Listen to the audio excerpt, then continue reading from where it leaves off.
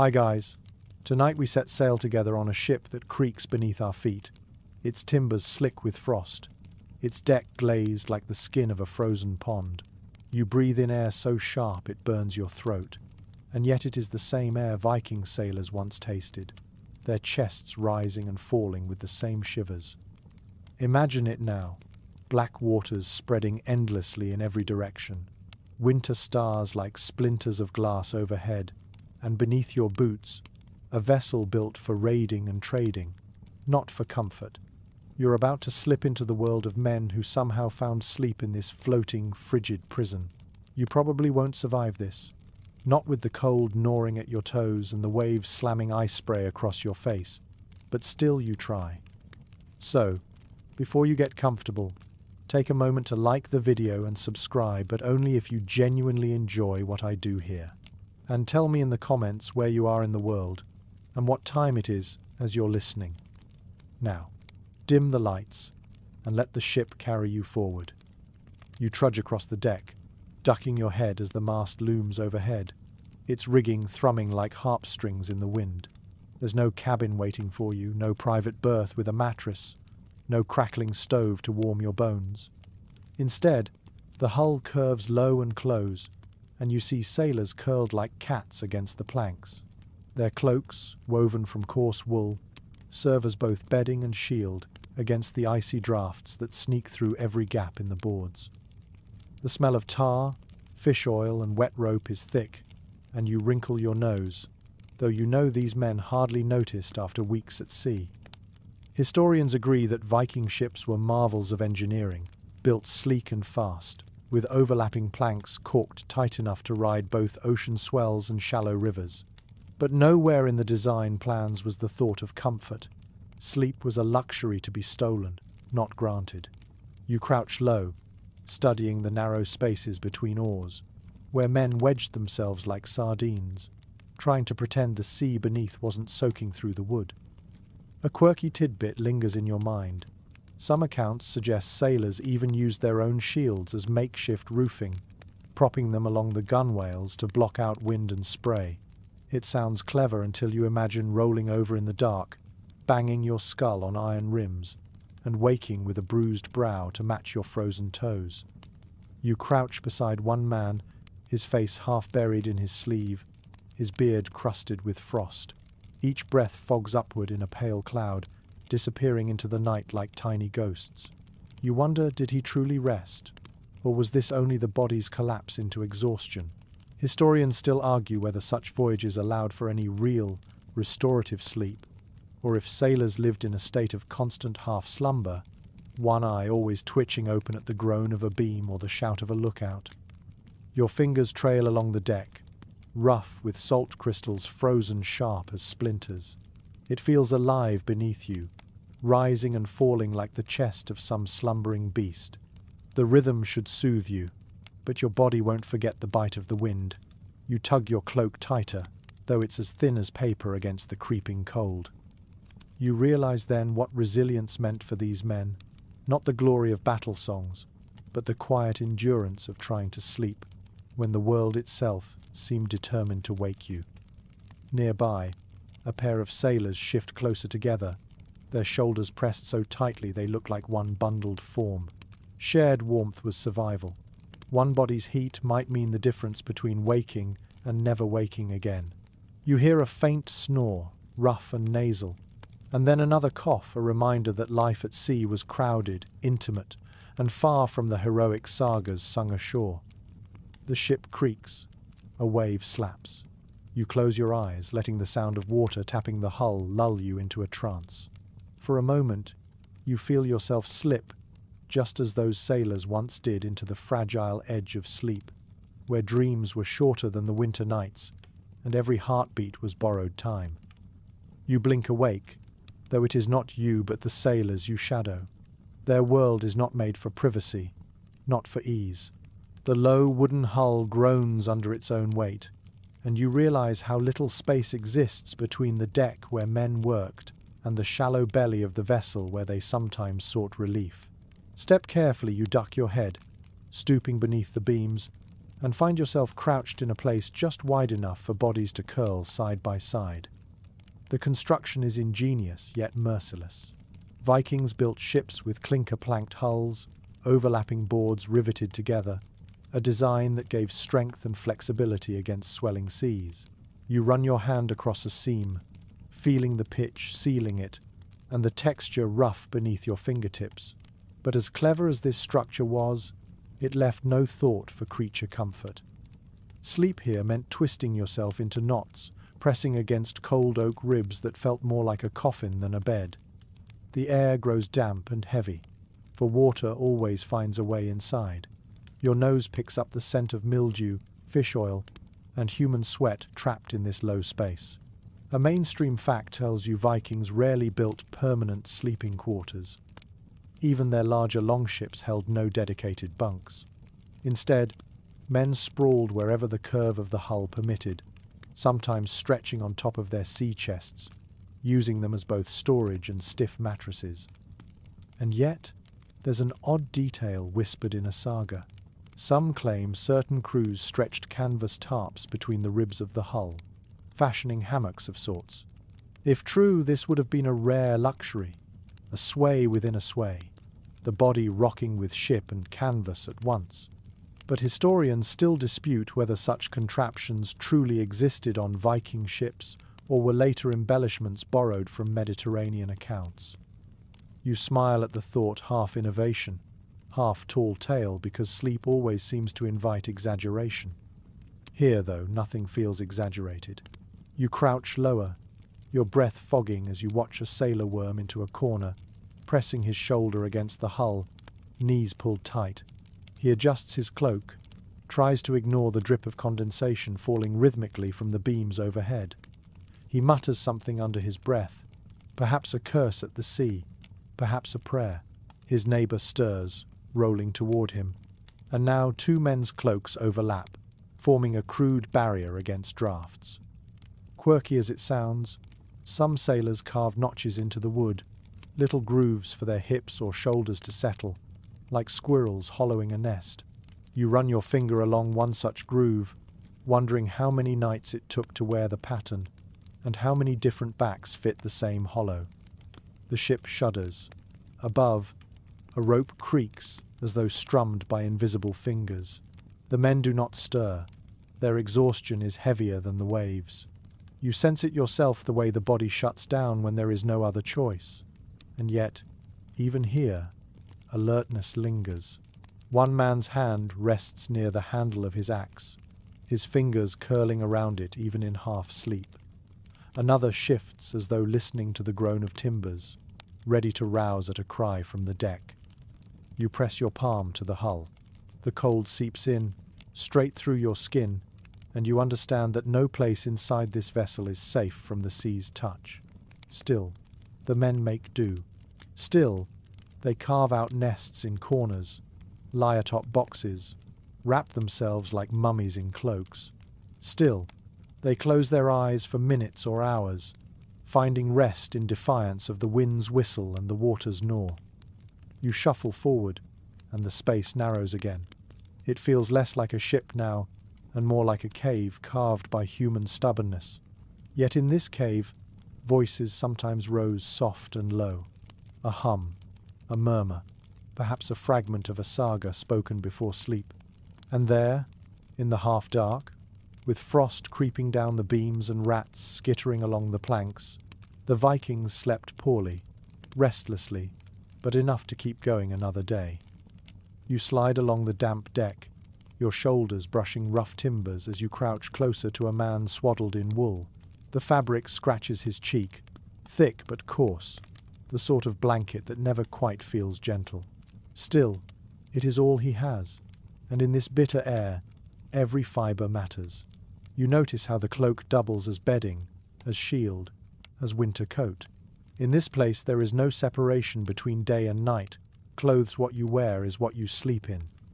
Archaeological finds from graves across Scandinavia tell us wool cloaks were staples of Viking attire, woven tight and often waterproofed with lanolin from the sheep themselves. It explains why even soaked cloaks could keep a layer of warmth trapped close to the body. You tug at the edge of one such covering, its smell earthy and faintly oily, as though the sheep's presence still lingers. That sheep, in a strange way, is still protecting its shepherd at sea. One curious detail stands out from certain sagas. Sailors sometimes lined their cloaks with bits of fur stitched inside, not for beauty but to soften the bite of the wool. Imagine lying night after night in something prickly, until one day you tuck scraps of rabbit or fox inside to make your own bedding.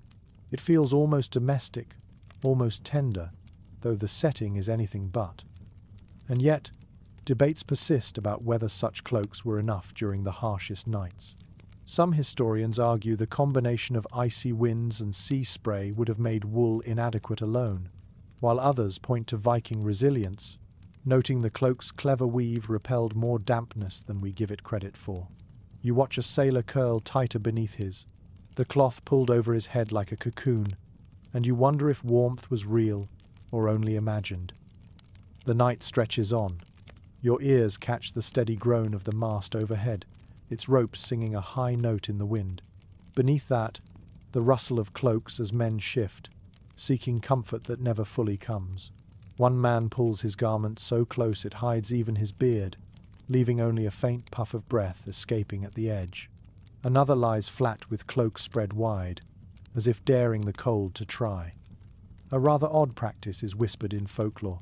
Some crews supposedly soaked their cloaks in seawater, let them freeze stiff on the deck, then crawled beneath them like a hard shell. It sounds absurd. Why make yourself an icy tomb? Yet the logic was to block the wind completely, the frozen fabric forming a barrier. Whether myth or truth, you picture it and shiver, because in desperation, strange experiments become believable. The smell of lanolin and damp fur hangs in the air. Your fingers brush one cloak, and you're surprised how heavy it feels, waterlogged and dense, pressing against the body like a sandbag. The sailor beneath stirs, half-conscious, shifting his shoulders to ease the weight. You wonder if the cloak gave him rest or simply another burden to bear. Remember this: wool was wealth. To own a thick cloak was not guaranteed. It represented flocks tended, looms worked, hands calloused by spinning. On board, it became the thin line between life and frostbite. The hum of the ship reminds you that luxury here is not gold or silver, but a blanket rough as bark. Still, the mind drifts. Even as sailors cocooned themselves, dreams rose unbidden. Perhaps they pictured fields where sheep still grazed, or the hearthside where their mothers once folded blankets around them. Perhaps, as the cloak muffled the creak of timbers, they forgot the sea for an instant and remembered the smell of home. But the sea always returns. A wave slaps the hull, spraying mist that seeps into fabric. You feel it, two cold needles stabbing through wool, shocking the skin awake. The sailor groans, pulls his blanket tighter, though both of you know it will never fully keep the sea out. And yet, for another hour, another moment, he tries to let the heaviness of wool trick his body into sleep. The truth is plain. Sleep aboard a Viking ship was never comfort, only survival. And tonight, as you tuck yourself beneath a scratchy cloak, you begin to understand the cost of every shiver, every stolen breath, every restless dream. You turn your gaze from the rough wool cloaks to the bodies lying beneath them. It strikes you that the warmth they relied on wasn't just in the fabric but in one another. When the wind cut through every seam and the planks leaked icy mist, the only defense left was human closeness. You picture the crew arranging themselves shoulder to shoulder, hip to hip, a heap of limbs and cloaks pressed together like logs stacked to keep a fire smouldering. It is well established that Viking sailors rarely slept alone during winter voyages. The cold could be lethal, and there was no shame in sharing warmth. You watch as two men shift closer, cloaks overlapping until they form a single mound, their breaths mingling in visible clouds. It is practical more than affectionate, though after weeks on open water, perhaps bonds blurred between necessity and friendship. One curious practice is recorded in oral tradition. Some crews deliberately paired younger men with older, so the vigor of youth could bolster the frailer bodies. And in return, The elders offered seasoned knowledge of how to ride out the cold. It wasn't about comfort as we understand it, but survival strategies hidden within sleeping arrangements. You can almost see the pairs forming instinctively, like birds tucking together in a storm. Scholarly debates continue about whether this habit was universal or merely occasional. Some point to the lack of explicit written records as proof that huddling was too ordinary to mention, while others suggest it was ritualized, perhaps even assigned by rank or kinship. Not all experts agree, but your eyes on the scene make the truth self-evident. In freezing darkness, closeness meant life. You crouch lower, hearing the shuffle of cloaks. A sailor mutters in his sleep, his hand fumbling to pull another's arm over him like an extra blanket. The smell is heavy, unwashed wool, sweat, and salted fish clinging to every fold, but the warmth beneath it is real. You feel your own shoulders relax, lulled by the steady heat radiating from so many bodies sharing one tight space. It's strange, isn't it? The image of hardened warriors, men famed for raids and battles, reduced at night to a heap of shivering bodies clinging together. Yet this is often how history humbles us. Heroes by day, vulnerable sleepers by night. And in this vulnerability, they became more human. You picture the clumsy nudges, the elbows jabbed in ribs, the muffled curses when someone rolled too far or pulled the cloak unevenly. Small irritations, yes, but irritations preferable to freezing. There's an odd story told in later folklore of a crew who insisted on singing before lying down together, a low chant that set their breathing in rhythm. Once the song ended, they collapsed side by side, their snores falling into the same tempo, as if the music lingered in their lungs. Whether exaggerated or not, you almost hear the faint hum beneath the creak of timbers. You touch the deck, feeling it vibrate with their weight. The boards are damp, icy against your palm, yet warmed slightly by the bodies curled above. That faint warmth reminds you that survival aboard these ships was not only about shields and axes, but about skin pressed to skin, heat passed from chest to chest. Your own body begins to mirror theirs. You tuck your knees close, shoulders hunched, imagining how you might fit between two of them. Would you grumble at the smell? Perhaps. But after hours in the biting wind, perhaps you'd be grateful for any warmth, even from a stranger's breath against your cheek. Not all men welcome this intimacy. Some sagas hint at sailors stubborn enough to lie apart, claiming independence, only to crawl back shivering before dawn. The lesson came swiftly. Pride freezes faster than skin. And so, night after night, the human bundle returned. Cloaks spread, bodies overlapped. The sea endured together. Outside, the wind howls like a wolf circling prey. Inside, the crew sleeps, knotted together in defiance. And you, nestled invisibly among them, feel for the first time the comfort of their closeness, rough, awkward, but utterly necessary.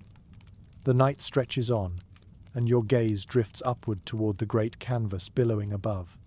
The sail looms like a massive breathing creature, swelling and sighing with every gust. You lie back for a moment, the planks of the deck pressing into your shoulders, and you realize how often sailors try to rest beneath those shifting wings. It seems dangerous at first. Who would dare sleep under a thing that could drop its ropes or snap in the storm? Yet when options were few, even a shadow from the sail offered some relief. We know from ship reconstructions that Viking sails were immense, often woven from thick wool treated with animal fat or tar to resist wind and water. They were heavy, sometimes weighing more than a dozen men could carry when dry, and even more when soaked. For sailors, that mass overhead wasn't just propulsion, it was shelter. By sprawling beneath the angled canvas, they could shield themselves from sleet and spray, a fragile roof in an otherwise roofless world. One intriguing claim in folklore tells of sailors stretching spare canvas or hide between the mast and gunwales to form a kind of makeshift tent. Imagine crawling under that damp canopy, listening to the wind hammer above, while drops of tar-scented water pattered down around you. It wasn't cozy, but compared to lying exposed on open boards, It must have felt like crawling beneath heaven's own cloak. Researchers remain uncertain whether such sheltering was common practice or an occasional improvisation. Some argue the danger of ropes snapping or sails collapsing would have discouraged men from lingering beneath them, while others counter that exhaustion makes men gamble with risks. After all, when your eyes are closing of their own weight, safety becomes an abstract thought. You roll to one side and watch a pair of sailors claim a patch of deck directly under the mainsail. They press their backs to the mast, letting it serve as a wall, while the canvas blocks some of the cold mist blowing in. Their cloaks lie open now, capturing any hint of still air. The mast creaks above them, wood groaning as though it too longs for rest. A curious observation comes to you. The sound of the sail flapping may have lulled men the way curtains in a cottage flutter at night. For modern ears it's harsh, a whip crack and thunderclap rolled together, but for them it became background noise, a steady pulse against which sleep might come. You notice your own eyelids flutter as the rhythm repeats, wave after wave, gust after gust, like a lullaby only the sea can sing. Of course, the risks never vanished. A sudden gust could snap a rope, sending a line slashing down dangerously close. There are accounts of sailors struck by gear while sleeping near the rigging, and you can't help but wonder how many men woke, startled, scrambling from beneath the sail when storms broke. Even so, the fact remains. They returned there again and again. The lure of partial shelter outweighed fear. One almost comical image lingers in your imagination. Sailors jerking awake to find drops of tar or sheep fat dripping onto their foreheads from the treated cloth above.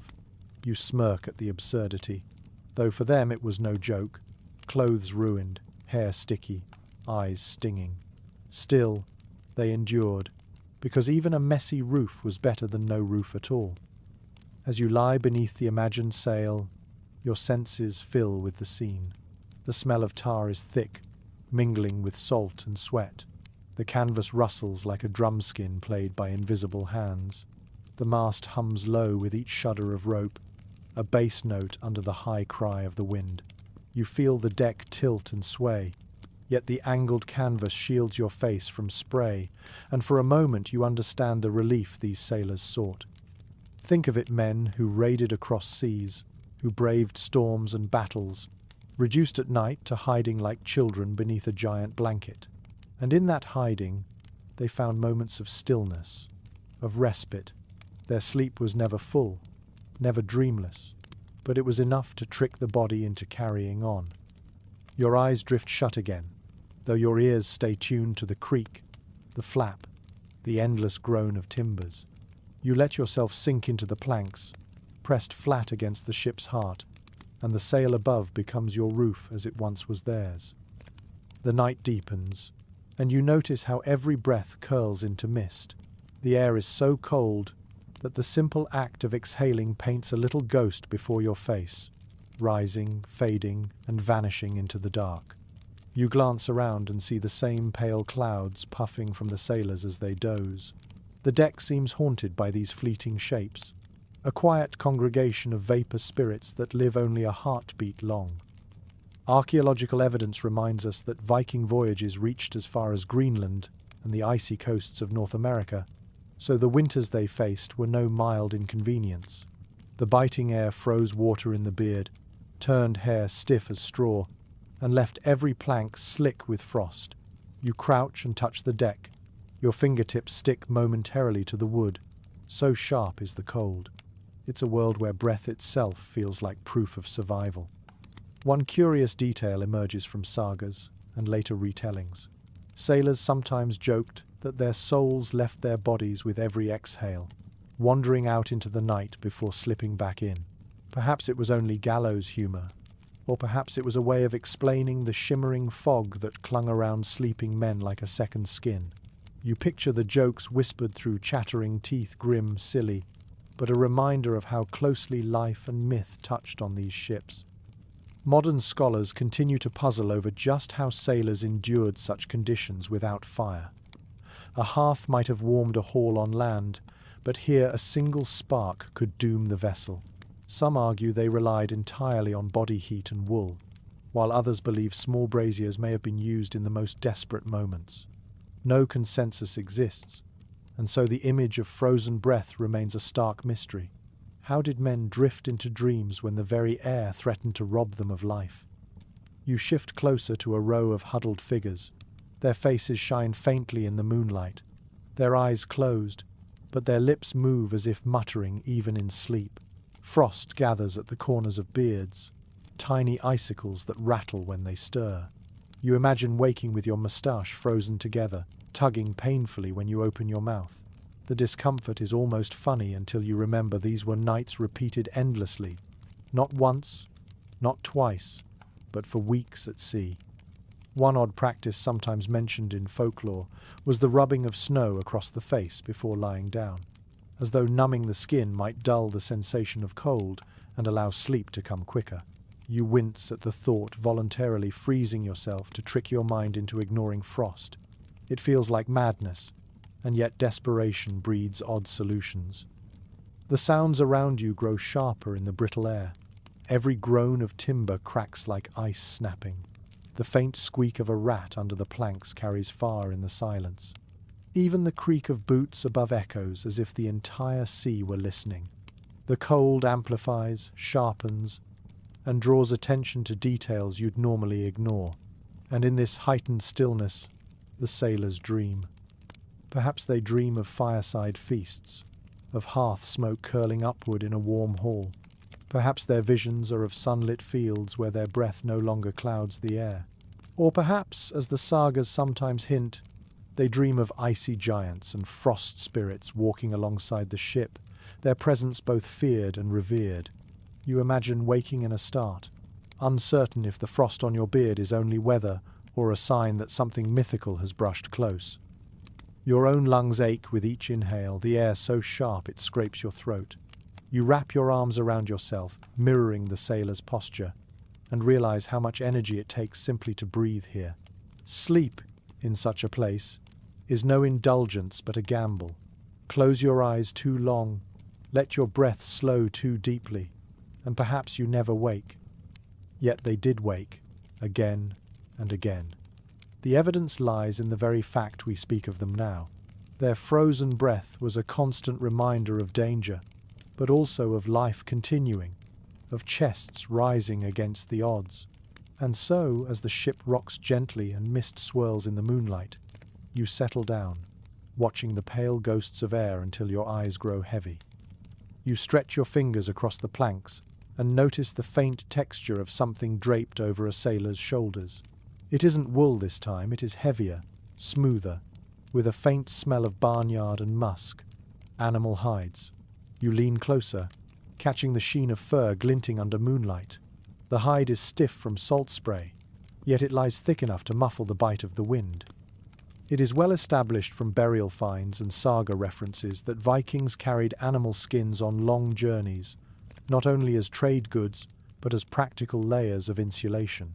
Cattle hides, reindeer skins, even bear pelts were hauled aboard, each pressed into use when the winter seas grew merciless. You imagine crawling beneath such a pelt, the coarse hair scratching your chin, the smell both comforting and offensive. A curious observation lingers in Norse folklore. Some sailors swore by sleeping with the fur side in, pressing the soft down against the skin, while others insisted the fur should face outward to trap heat. You picture arguments on the deck, one man turning his hide this way, another insisting otherwise, each convinced his method was the wiser. It seems trivial, almost comical, but when nights meant the difference between frostbite and survival, even the direction of a pelt mattered. Researchers remain divided over just how plentiful these hides were on ships. Some point to sagas describing warriors wrapped in furs as proof they were common, while others argue hides were bulky, and space aboard was precious. Not all scholars agree, but your senses fill in the gap. Here, on this creaking deck, the hides are present, their odours mingling with tar, sweat and salt to form a pungent cloud. You shift nearer, pressing your own cheek against the imagined pelt. It is cold at first, stiff with salt, but as your warmth seeps in, the fur softens, pliable, and a faint coziness steals through you. This small relief feels enormous in a world of icy breath and splintered wood. You understand why sailors treasured hides not only for trade but for nights like these, when their bodies begged for warmth. One odd tidbit preserved in a later Icelandic tale claims that sealskins were prized as the ultimate bedding at sea, though they smelled so strongly of fish that only the most desperate could endure them. You almost laugh, imagining men gagging as they buried their noses under reeking pelts, only to sigh in relief when the warmth outweighed the stench. The sounds of the ship shift as you rest under the hide. The creak of timbers is muffled, dulled, as though you've crawled inside a cave. The pelt absorbs sound, turning the world quieter, gentler, though the rocking remains constant. You hear a sailor's teeth chatter nearby, and then the subtle hush when his neighbour shifts his fur over them both. For all its awkwardness, this practice forges bonds as real as battle comradeship. Your mind drifts with theirs. Did they dream of the animals whose skins they wore? Perhaps visions of herds across snowy fields, or hunts remembered in detail. Or perhaps they dreamed of the bargains struck, the trade posts where hides were swapped for silver. The connection between land and sea never left them. Even on open water, the smell of cowhide or reindeer fur carried the echo of farms far behind. You tug the hide closer, letting the coarse hair scratch your chin, and realize it isn't luxury but survival. There is no warmth without this stolen layer, no comfort without this reminder of land. It is harsh, unromantic, and yet strangely intimate, a pact between sailor and beast that death has already sealed. The night rolls on, the ship sways, and under fur and hide, the Vikings steal a few more hours of uneasy slumber. You lie with them, wrapped in musk and memory, drifting into the same uneasy dreams. You notice a faint clatter near the mast, not the noise of ropes or wood, but the sound of men fumbling with bowls. Before sleep, food must come first. You draw closer, watching sailors squat in the dim light, their cloaks wrapped tight while they cradle small wooden vessels. Inside lies something humble, dry fish softened in water, porridge made from barley, perhaps a chunk of hard bread softened with broth. It isn't much, but it's enough to quiet hunger before they curl into uneasy rest. Archaeological finds from Viking settlements confirm that dried fish, salted meat, and hard bread were staples on voyages. These were foods designed to last, impervious to mold and spoilage, even if they became harder than stone over time. You picture a man gnawing at a strip of fish, its salt burning his tongue, then chasing it with a mouthful of cold water. The taste is bland, but the warmth that follows is what matters. The body needs fuel to endure the cold. One curious detail emerges from sagas and later retellings. Some crews believed it was bad luck to go to sleep on an empty stomach at sea, as it left the spirit restless and vulnerable to nightmares. So, even when rations ran thin, sailors forced themselves to nibble something, no matter how small. You imagine men passing a single dried herring between them, each taking a bite before settling down, half ritual, half superstition. Scholars remain divided on whether warm meals were ever prepared aboard ships during voyages. Some argue small cooking pits lined with sand might have been used on calmer waters, while others insist the risk of fire was too great.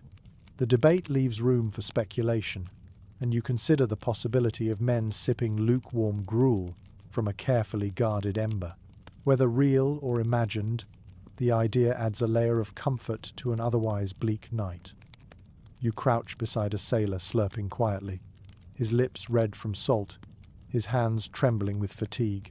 He finishes and wipes the bowl with his cloak sleeve, then tucks the vessel under his chest as though protecting treasure. Another man mutters a prayer to the gods, thanking them for the meal, small though it was. You sense how the ritual of eating connected them not only to survival but to faith, binding body and spirit for the night. An odd anecdote floats into your mind from folklore. Sailors sometimes carried dried onions and garlic, biting into them raw before sleep, believing the pungent breath kept sickness away. You smirk at the thought of a dozen men packed together, cloaks drawn tight, breathing out clouds of onion fumes. Yet in their minds, it wasn't just food, it was protection, a barrier against unseen ailments. The sounds of eating fade, replaced by sighs of satisfaction and the shuffle of cloaks as men settle in. You feel the change yourself. The ship seems quieter, calmer, as if the meal has lulled both crew and vessel into momentary peace. The salt still lingers in your mouth, sharp and metallic, but your stomach feels fuller, warmer. The rocking of the ship grows gentler as you watch the men drift toward rest. Their bellies, however meagerly filled, are now anchors against the cold. Dreams come easier after food, and though the porridge was watery, though the fish was tough, the ritual of eating has prepared them to surrender to sleep. Think of it, men who had fought, rowed, and endured storms, now depending on a scrap of bread to carry them through the night. It humbles you, reminding you that survival often rests on the simplest acts, chewing, swallowing, sighing with relief. And so you too, imagine finishing a small ration, your hands warmed by the bowl, before lying back and letting slumber take hold. You linger near the row of bundled sailors, and something catches your eye, the glint of iron in the half-dark. It is no loose tool or random scrap, but a weapon, an axe, its blade tucked close to a man's side. You glance further and notice spears stacked nearby, their shafts braced against the planks. Even as they sleep, the crew never truly parts from their arms. Rest is taken with steel within reach, a reminder that safety at sea is never guaranteed. Contemporary accounts from enemies of the Norsemen often mention this vigilance, describing raiders as men who could leap awake with blades in hand in the span of a heartbeat. It was not merely bravado, but necessity. Pirates, rival crews, and even storms demanded readiness at any hour. To be caught unarmed, while asleep, was to invite disaster. You see it now, hands curled instinctively around hilts, fingers twitching even in dreams, as if their bodies refused to forget the threat. One rather peculiar detail appears in later chronicles. Some warriors were said to sleep with weapons strapped to their wrists, so they could not be knocked aside by accident. Imagine lying down, cloak wrapped tight, with a knife tied to your arm. Uncomfortable perhaps, but the reassurance must have outweighed the inconvenience. You can almost hear the quiet jangle of metal each time the men stir. Not all experts agree on how widespread this practice was. Some historians argue that weapons stored loose in piles would have sufficed, while others believe the culture of readiness was so ingrained that warriors treated their axes like pillows, never letting them out of arm's reach. The absence of concrete evidence leaves the matter unresolved, but as you watch the crew sleep braced against steel, the choice seems obvious. Vigilance was as vital as warmth. You crouch nearer one man, his head resting against the haft of a spear. The wood is worn smooth, darkened from years of handling. His breath rasps, a tired snore, yet his arm remains hooked over the shaft, as though even in dreams he will not release it. Another man has tucked his axe beneath his chest, the iron blade pressing cold against his ribs. You shiver at the thought of such discomfort, yet for him, it is security. An odd memory surfaces from saga literature, a tale of a warrior who awoke so violently during a raid that he swung his axe before fully conscious, striking the mast instead of an enemy. The crew supposedly laughed, calling him Dream Fighter, though the splintered wood told a more dangerous story. It illustrates how thin the line was between sleep and wakefulness, how the mind never truly rested when danger lurked. The ship creaks, and you imagine how every sound might stir these men. The slap of water against the hull, the squeal of rope, even the sigh of the wind, all could be mistaken for threats. Sleep in such conditions was light, fractured, easily broken by the echo of potential attack. You sense it yourself, your own body tensing at each noise, never fully surrendering to rest. Weapons besides sleepers also served another function: morale. To a Viking, strength and readiness were core to identity. Even in sleep, to be pictured with axe in hand was to remain a warrior. Perhaps it comforted them, a reminder that they were never helpless, never truly defenseless, no matter how harsh the sea. The smell of iron, faintly metallic, mingles with the salt air. It tickles your nose, sharp and unpleasant, but grounding. You glance at the cluster of weapons blades, dull with rust spots, spears bristling like thorns, and realize this was as much a part of their bedding as cloaks or hides. The sailor did not choose between warmth and vigilance. He clung to both, sacrificing softness for safety. You close your eyes and imagine lying there yourself, axe beneath your hand, cloak over your chest, the ship rocking beneath. You sense the paradox. Comfort found not in letting go, but in holding tighter, even in dreams. The sea rocks beneath you, not violently, but with a rhythm steady enough to lull. The hull rises, then dips, each motion a slow sigh, like the breathing of some giant slumbering creature beneath the waves. You realize that for men who lived aboard these ships, the rocking itself became both torment and lullaby. At times it threatened to toss them into the sea, yet on calmer nights it soothed them into a sleep deeper than any bed ashore could grant. Archaeological reconstructions of Viking longships, when tested on modern waters, reveal how their shallow keels allowed them to skim across waves like skaters on ice. The design meant agility, but also constant movement, never still, never fully steady. Sleeping on such a vessel meant surrendering to the sea's sway. You lie flat, feeling the boards press into your back, and soon the rhythm creeps into your bones. It is impossible not to sway with it. One curious story comes from a later Icelandic chronicle.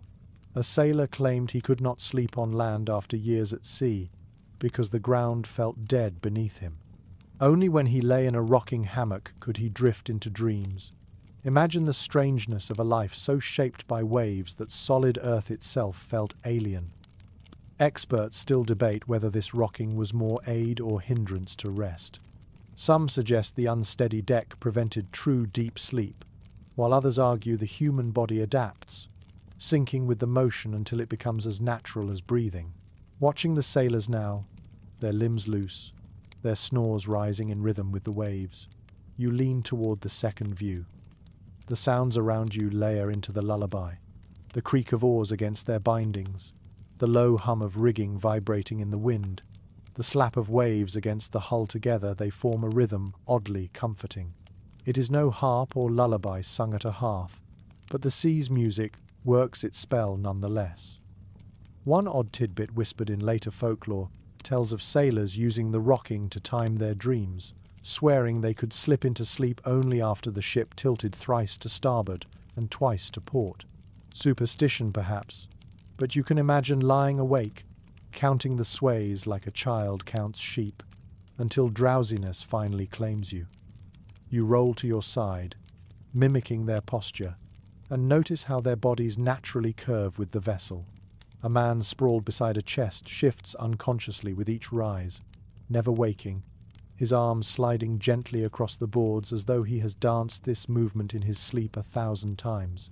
Another man snores loudly, the rhythm of his breath matching the sea's pulse, as though he were an instrument played by the waves themselves. It is striking to think that for these sailors, the ocean not only carried them, but also cradled them. The same force that threatened to capsize their world also rocked them into the only rest they could steal.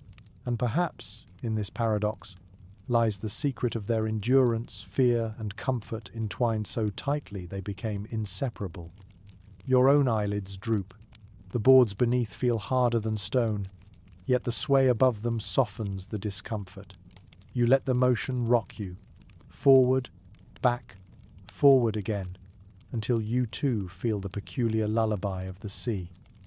And so the night passes not in silence, but in rhythm, a song without melody, a cradle without walls, rocking the weary men who gave themselves over to the mercy of the waves. The deck is never entirely still. Even when half the crew sleeps under cloaks and hides, someone is always awake, scanning the horizon. You shift your gaze toward the bow and see a figure standing guard, shoulders hunched against the cold, eyes narrowed against the dark sea. The arrangement is simple. Men sleep in shifts, while others take the night watch, a pattern that repeats endlessly, keeping the vessel both safe and functional. It is well documented in both saga references and maritime traditions that Viking crews divided their duties into watches.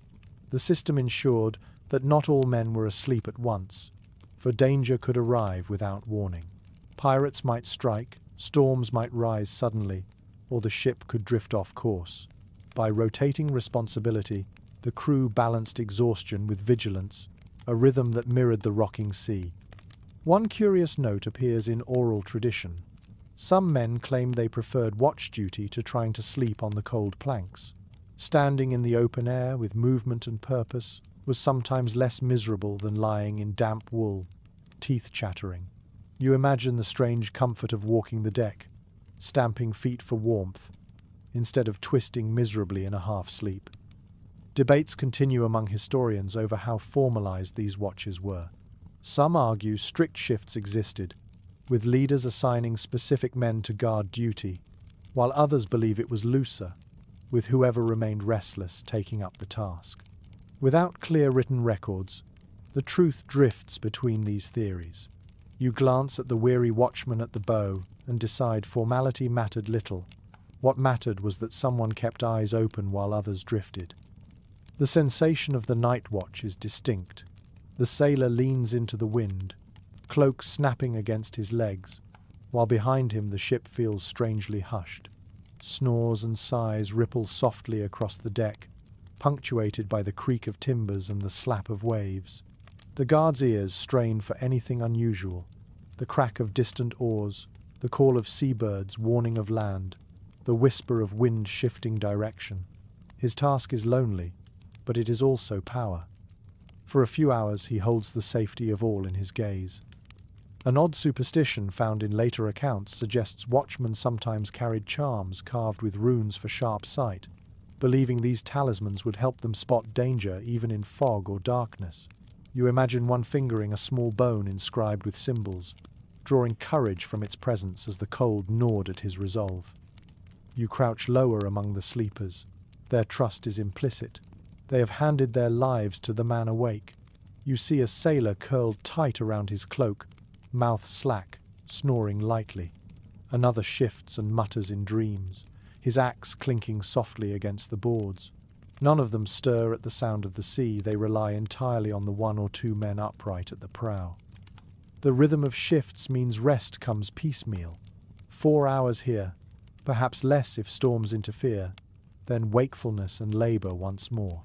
It is not the long sleep of land, where a body can truly reset, but broken fragments stitched together over endless nights. You wonder how their minds coped, how dreams splintered into shards, how exhaustion blurred the line between waking and sleeping until the two seemed the same. You step closer to the watchman. His eyes glint in the starlight, his breath curling white. He stares not only outward but inward, perhaps counting the hours until relief, perhaps repeating stories in his head to stay alert. He shifts his weight, stamping his feet against the frost, muttering curses at the cold, yet his gaze never leaves the horizon. And then, at last, another rises stiff, groaning, rubbing eyes heavy with sleep. The shift changes.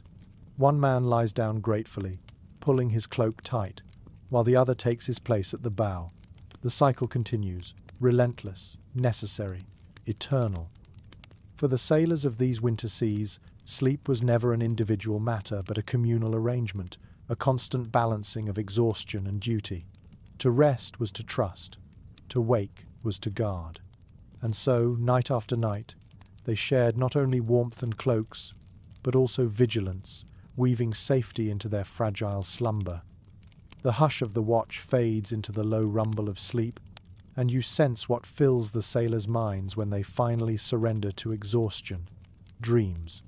Not the polished visions of poets, but the raw, desperate imaginings of men trapped between frost and sea. As you lean close, you can almost step into their slumber, their eyelids flickering, their lips twitching with murmurs. The images are vivid, painted by hunger, longing, and the relentless rhythm of the waves. It is known from saga poetry that seafarers often spoke of longing for the hearth, the smell of wood smoke, the glow of embers, the sound of laughter in a longhouse. You watch one sailor, his hand curled as though grasping something unseen. Perhaps in his mind he holds a cup of warm ale, or reaches toward a fire blazing in a stone hearth. His breath softens, and the frost at his beard sparkles like embers catching light. One curious belief among later storytellers was that dreams carried omens, especially when dreamt at sea. To see fire was said to foretell a safe return, while to dream of ice-breaking meant danger ahead. You can almost hear the whispered retellings in the morning, sailors exchanging fragments of their visions like tokens, seeking meaning in every flicker of the night mind. Scholars remain divided on whether these dream omens were taken seriously by entire crews or merely entertained as idle talk. Some argue they shaped decisions, turning ships back or urging them forward, while others believe they were nothing more than weary chatter. No clear record survives, and so the line between superstition and survival remains blurred. Yet watching the twitch of hands, the murmurs of names half spoken, you sense the weight dreams held in their hearts. The smells around you shift subtly as the men sleep. Cloaks damp with sweat and salt take on the faint musk of animals once shorn, while the air of the sea remains sharp and briny. This mix of scents, familiar and foul, surely coloured their dreams too. Imagine sleeping wrapped in the odour of wool, tar, fish, and unwashed bodies. It is little wonder that visions of home fires and fresh meadows burned so brightly behind their eyelids. One odd detail emerges from a fragment of Icelandic lore. A sailor claimed he dreamt of his wife singing, her voice blending with the creak of the mast, and when he awoke, he swore he could still hear her. Was it imagination, or had the groan of wood twisted itself into memory? Perhaps both. For dreams at sea fed on sounds and sensations, bending them into faces and voices far away. You lean closer to a young man, his breath shallow, his fingers twitching as if weaving. Perhaps he dreams of the loom in his mother's hall, or of sisters singing while they spun wool. Next to him, an older sailor snores with a low hum, as if chanting a tune even in sleep. His dream might be of feasts, of sagas sung by firelight, of children clamoring on his lap. Each breath carries him further from the cold reality pressing against his skin. The rhythm of the ship seeps into their minds as well. You notice how their bodies shift with the swell, turning the rocking motion into the very pulse of their dreams. One man smiles faintly, as though lulled by the gentle sway, perhaps imagining he lies in a cradle again, rocked by his mother's hand. The sea, harsh by day, becomes a strange parent at night, sometimes cruel, sometimes soothing, always inescapable. Even you begin to drift, caught between their visions and your own. You see flickers of a warm hearth, the glow of firelight on wood, the scent of bread fresh from an oven. Then the creak of the mast intrudes, reshaping the image into smoke curling from a hall roof, distant but reachable. Dreams blur boundaries here between sea and land, between present misery and remembered joy.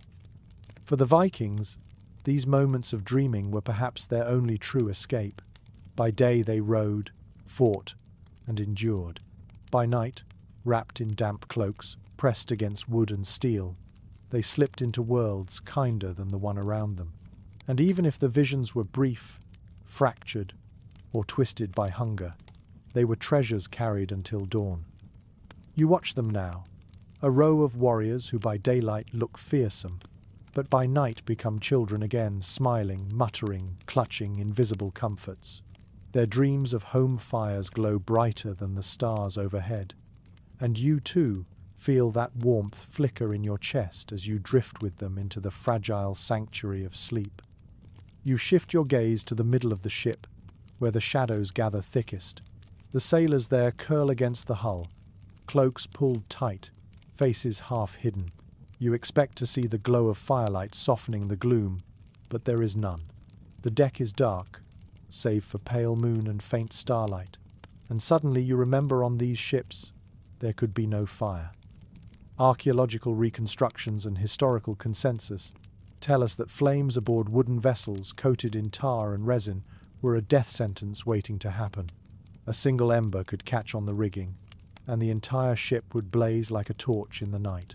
Viking sailors knew this, feared it, and accepted the cost. Nights colder than any land dweller could imagine. You hug your arms tighter, sensing the chill creep deeper without even the comfort of embers to push it back. One curious description appears in medieval commentary about northern seafarers. Outsiders marveled that they could endure without fire, as though they were half spirits themselves, beings adapted to cold and darkness. The exaggeration rings of awe, but also of truth.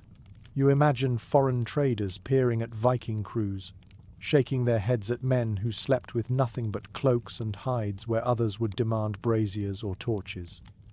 Debates still echo among modern experts on whether portable braziers were ever attempted aboard.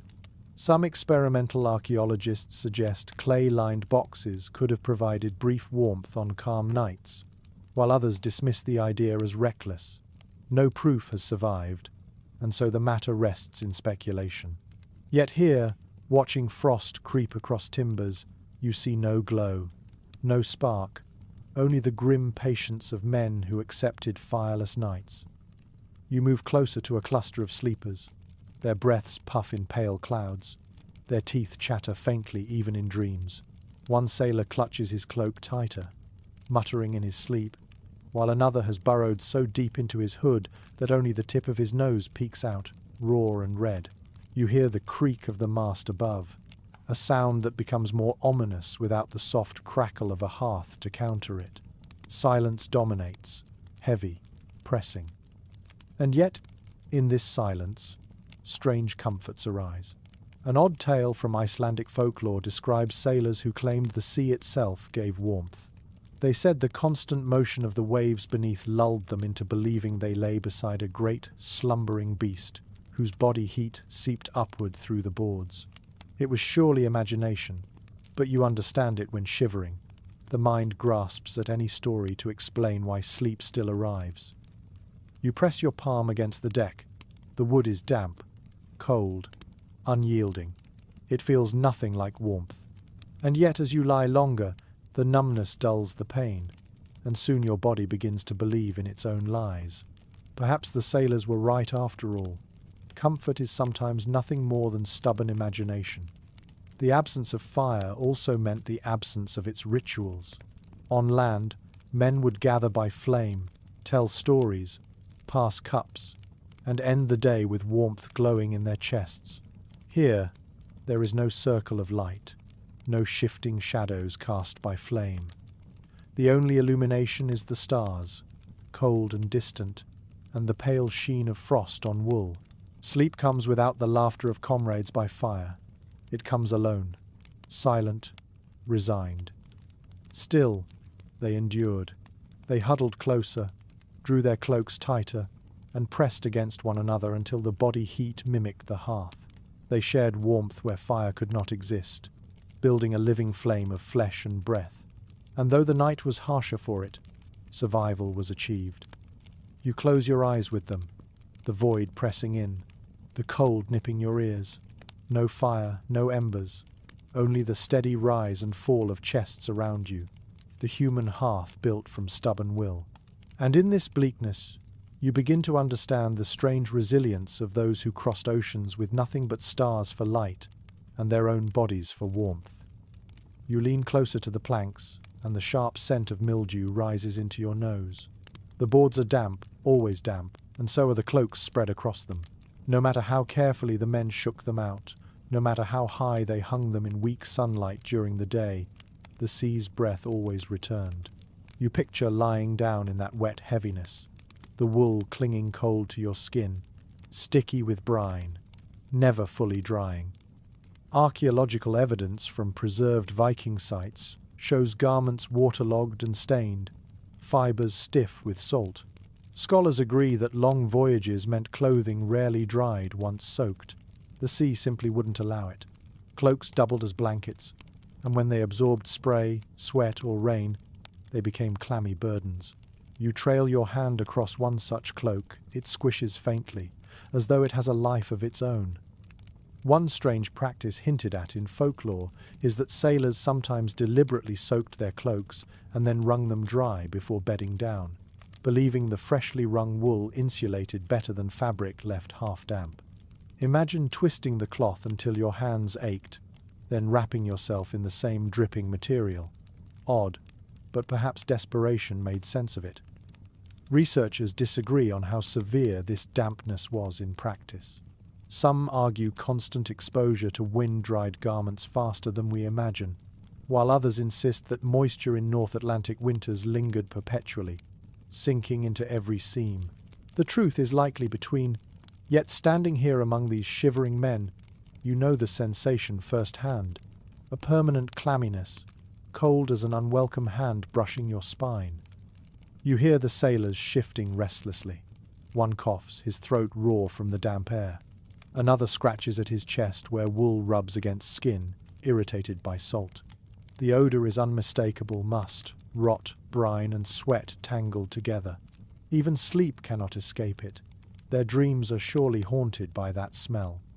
An odd tale recorded in later storytelling describes sailors joking that their cloaks grew scales like fish after weeks at sea, the salt crystallizing until the fabric seemed alive.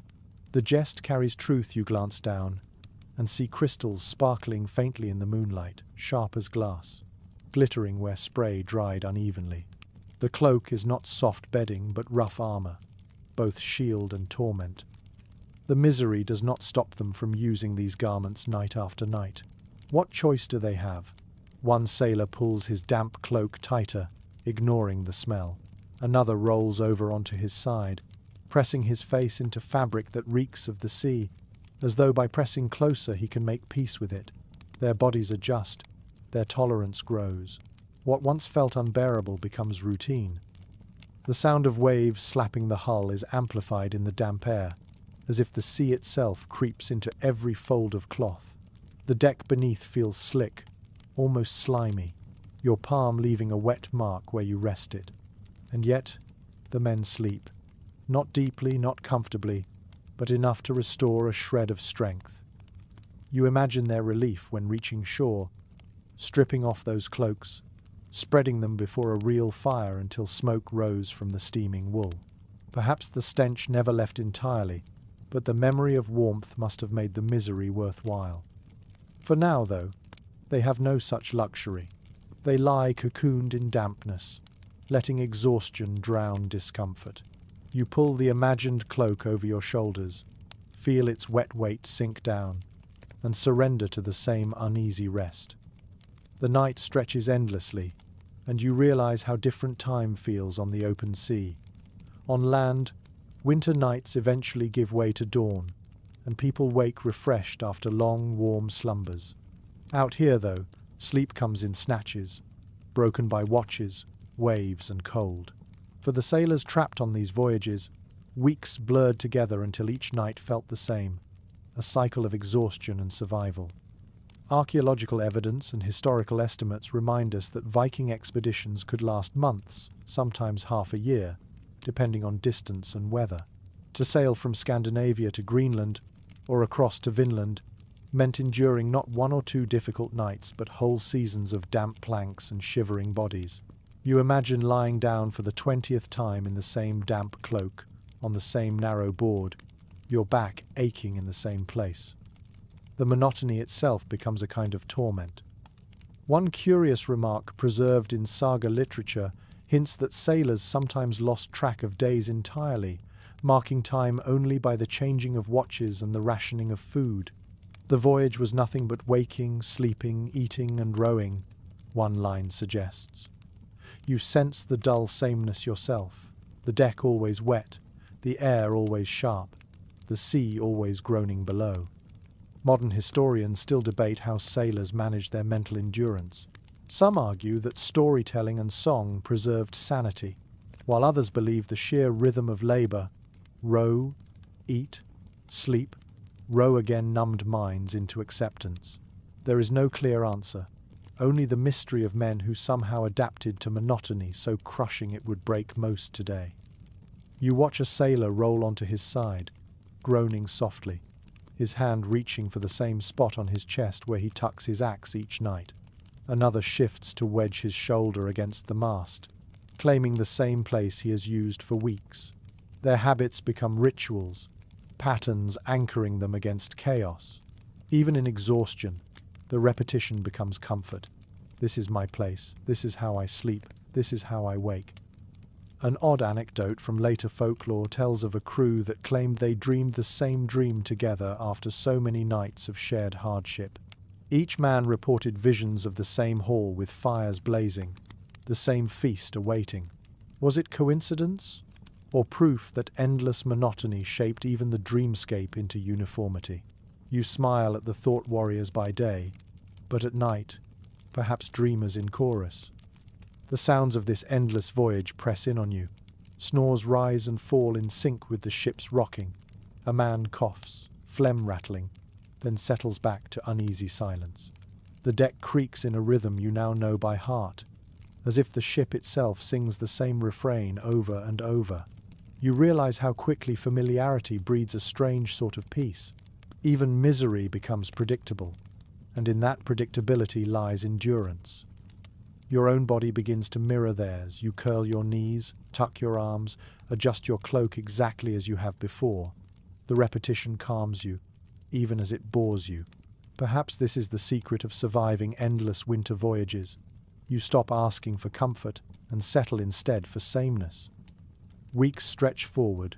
The ship will not change, the sea will not relent, and the planks will never grow softer. But each night, sailors surrender a few more hours to sleep, proving that human will adapt even to the bleakest conditions. And you, lying among them, begin to sense how they endured not just nights, but entire seasons afloat, half asleep, half awake, always pressing forward into the unknown. The monotony of the voyage weighs heavy, but just before sleep, the men sometimes create a ripple of change. You hear it begin as a low murmur, almost drowned by the creak of the ship. Then another voice joins, and another, until the deck hums softly. Songs before sleep, this is their comfort, their ritual. Not the roaring chants of battle, but hushed sagas, fragments of verse, and lullabies disguised as epic tales. It is well known from saga literature that Norse culture was steeped in oral tradition. Every hall rang with poetry. Every family kept memories alive through spoken verse. On a ship, far from hearths and audiences, the practice continued. Men muttered lines of Eddic poems, recalling gods and heroes, or sang work songs slower, softer, stretching them into drowsy melodies. You hear the cadence now, uneven but sincere, weaving through the darkness. One curious note from folklore says that some crews believed singing before sleep warded off evil spirits lurking on the waves. A verse about Thor's hammer might double as both entertainment and protection. You imagine a man pulling his cloak tighter as he whispers of Mjolnir shattering giants, convincing himself the hammer's echo will strike down frost and fear alike. Specialists are not unanimous about how widespread this practice was. Some point to surviving verse as evidence that nearly every voyage included song, while others caution that silence may have been more common, with only certain crews indulging in ritualized singing. The absence of conclusive records leaves the question open, but as you listen to the hushed chorus vibrating across the deck, the plausibility feels certain. The sound soothes even the restless. A sailor shivering beside the mast closes his eyes more easily as the voices wash over him. Another shifts, muttering the last line of a saga as though it were a prayer, before finally settling into sleep. The songs do not banish the cold, but they wrap the mind in familiarity. For a moment, the ship feels less like a coffin adrift in black waters, and more like a hall under stars. One odd anecdote preserved in later retellings describes a crew that sang bawdy verses before bed, laughing despite frostbite, their humour so loud it was said to offend the sea itself. A storm rose soon after, and they swore never again to mock the waves with laughter. You picture the awkward quiet the following night, men whispering only solemn sagas lest the sea listen too closely. The sensory details around you shift with the singing. The groan of timbers takes on a rhythm, syncing with the voices. The splash of water against the hull becomes percussion. Even the whistle of the wind through the rigging seems to harmonize. For a fleeting moment, the entire vessel becomes an instrument, carrying the lullaby into the cold night.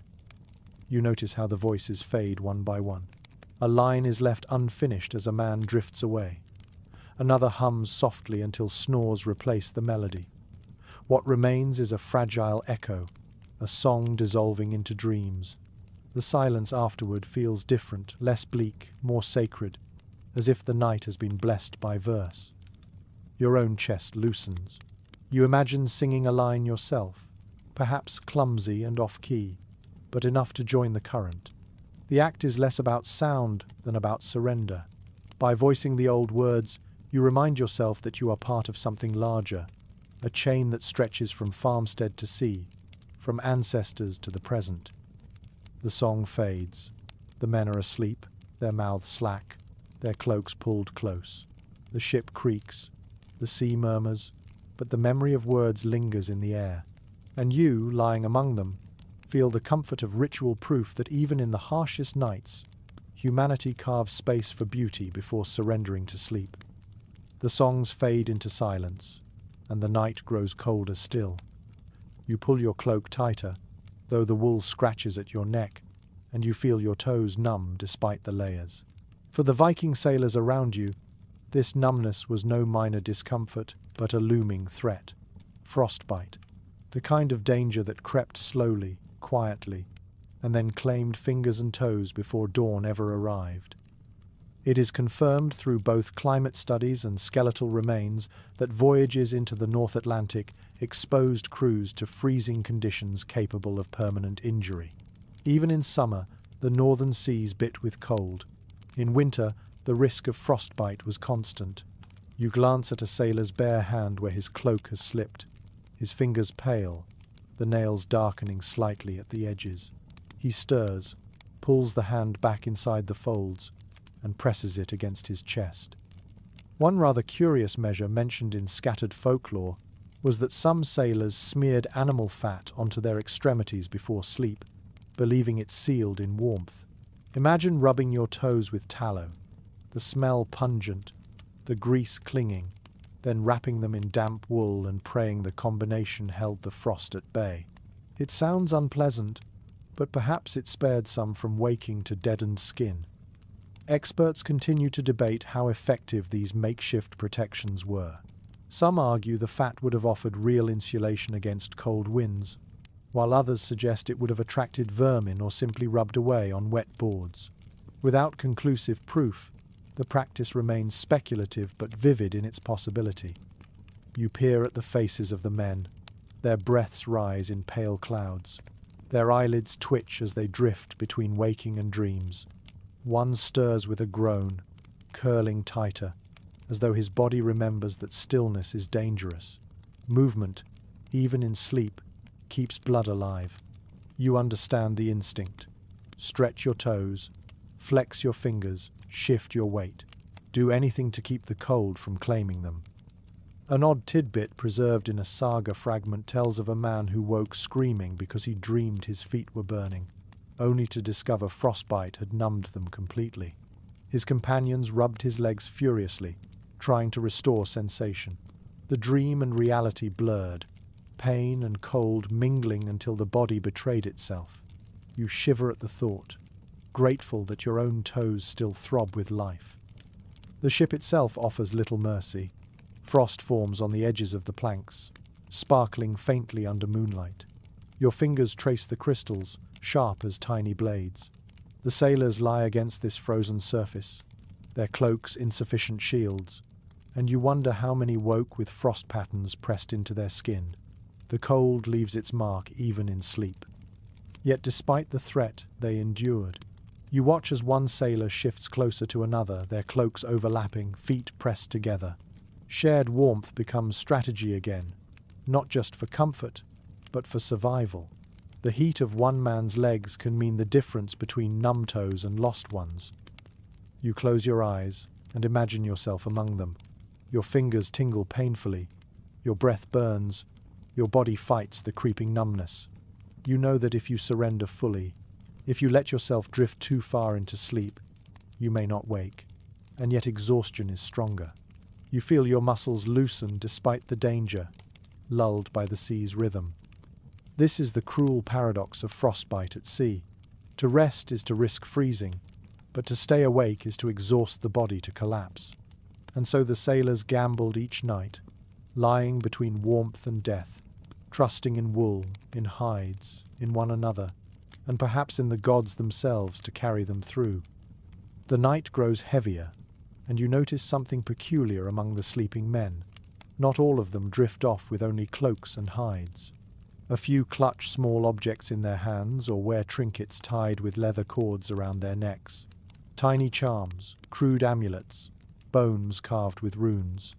You realize these are not decorations, they are talismans, companions in the dark, meant to keep fear at bay while sleep hovers near. Archaeological finds in Viking graves often include small pendants, Thor's hammer cast in bronze, animal teeth strung on leather, polished stones marked with runic scratches. On land, these spoke of faith and identity, but aboard a ship, they became shields of another kind. The sea was vast, merciless, and unknown. To close your eyes without some charm at your side felt like walking unarmed into battle. You lean closer and see a sailor's fingers curled tight around a smoothed bone, its surface etched faintly. He sleeps more soundly than the others, as if the object anchors him. One curious belief recorded in later folklore is that sailors thought charms could keep nightmares from crawling aboard with the frost. A Thor's hammer might shatter bad dreams. A fox bone might grant cunning to escape spirits lurking in the mist. You imagine the comfort of gripping such a token, the edge pressing into your palm, a reminder that even in sleep, the gods or perhaps luck itself stand guard. Not all scholars agree on how seriously these charms were taken. Some argue they were symbolic gestures, no more potent than a child's comfort blanket, while others believe they carried genuine religious weight, intertwined with ritual. The truth likely falls between, but as you watch men shift and sigh, their hands never straying from their amulets, you sense the belief was real enough. The air hums with the strangeness of these objects. One sailor mutters in his sleep, words half prayer, half song. Another scratches his chest where a pendant rests, as though ensuring it hasn't slipped away. You feel the presence of something beyond the ship, not divine perhaps, but born of human need to make meaning in a world of uncertainty. An odd tale retold in Iceland centuries later speaks of a sailor who carried a raven's claw around his neck. His companions mocked him, saying he smelled of carrion, but he insisted the claw kept him alive by warning of storms in his dreams. When he survived a shipwreck that drowned others, the story spread, and for years afterward, men tied bird bones to their belts before sleeping at sea. Whether true or not, the tale lingers like the claw itself, sharp and unsettling. The atmosphere of the deck shifts as you focus on these small tokens. It is not only the cold and rocking that shape the sailor's sleep, but the intangible weight of belief. Each charm whispers reassurance. You are not alone. You are guarded. Your nightmares cannot win. In such conviction, men let go of fear long enough to close their eyes. You imagine lying with them, clutching a pendant of your own, perhaps a smooth stone from the shore, still holding the memory of land. You roll it between your fingers as you drift, and the sea feels less hostile. Symbols are powerful, not because of what they are, but because of what men believe them to be. Around you, the men settle deeper. Their charms rest against skin, bones, and boards. The ship creaks, the sea sighs, but their breathing steadies. Faith, whether in gods, in trinkets, or in simple superstition, has built them a fragile fortress against the night. And in that fortress, uneasy dreams can finally come.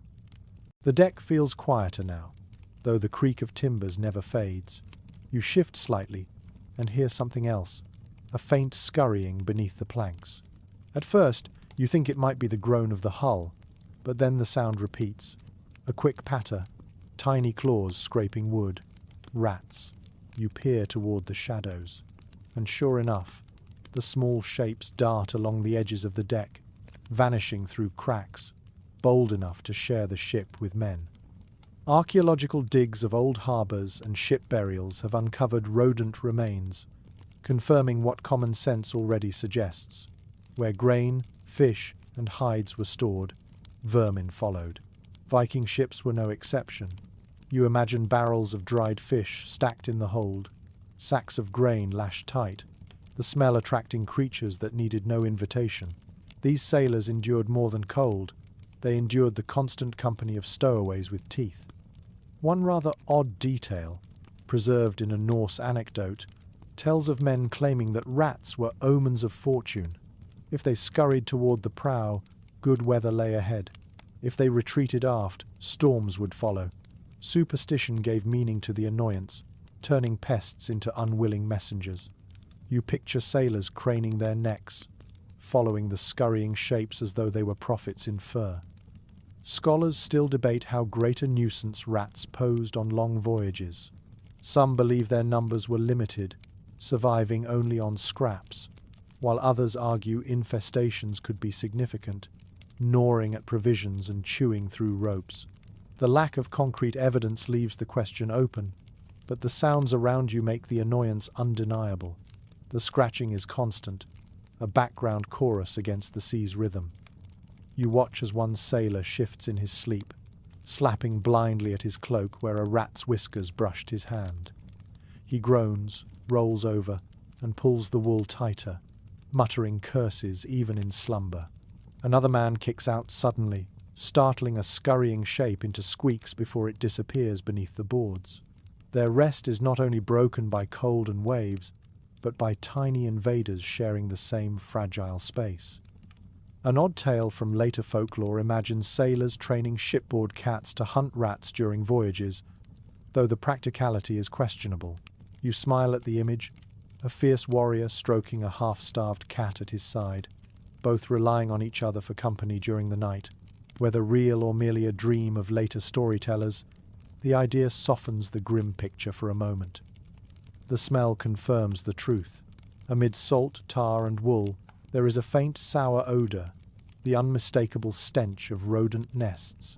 You wrinkle your nose, but the sailors sleep on, too exhausted to care. Over time, the irritation becomes part of the landscape, another hardship folded into the rhythm of survival. The rats, for all their menace, also serve a strange function. They remind you that life clings stubbornly, even in the harshest places. As sailors shiver and mutter in dreams, these tiny creatures thrive, adapting to darkness and damp as deftly as the men themselves. Perhaps the sailors even envied them, for rats never seemed troubled by frostbite or damp cloaks.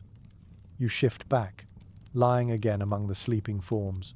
The scratching continues, but now it seems part of the symphony, the waves, the creaks, the snores, and the soft scurry of rats all blending together. The sailors twitch and stir, but never rise fully. Even in nuisance, exhaustion triumphs. Sleep, however restless, wins in the end. The rats retreat, and the deck falls back into uneasy quiet. Overhead, the clouds thin, and a pale wash of silver spills across the water. Moonlight. You tilt your head and see how the sailors notice it too, even in their half-sleep. Their eyes open briefly, drawn to the horizon where the sea glimmers like polished steel. Some men linger in that moment, staring as though the moon is a lantern hung just for them. It is well established from saga poetry that moon and stars guided Viking voyages. Without them, the sailors were blind on winter seas. The moon in particular was more than light. It was orientation, reassurance, and sometimes even companion. You picture a weary man lifting his head from a damp cloak, squinting toward the horizon, and sighing softly as the glow reminds him the world is wider than darkness. One curious fragment in Icelandic folklore tells of sailors claiming the moon was a shield held aloft by Thor, its bright face protecting them from spirits of the deep. To sleep beneath such a sky was to rest under divine watch. You imagine their comfort. to see silver light glimmer on black water and believe it meant safety, however temporary. Scholars remain divided on whether such myths shaped actual navigation or were simply poetic flourishes. Some argue sailors relied purely on practical astronomy, while others believe faith and science were inseparable, each reinforcing the other. The lack of distinction hardly matters as you watch. The moon glows, the sea glistens, and tired men draw hope from the sight. A sailor near you turns on his back, eyes open just enough to gaze upward. His breath fogs slowly, and his lips form a faint smile. The light smooths the lines of exhaustion on his face. Another stirs, pulling his cloak tighter, but leaves one hand exposed, fingers twitching as if reaching toward the pale sphere.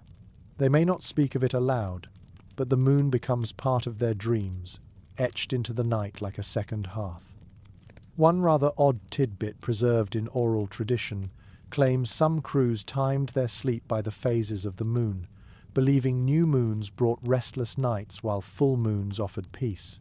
Perhaps it was superstition, or perhaps the extra light truly eased their minds.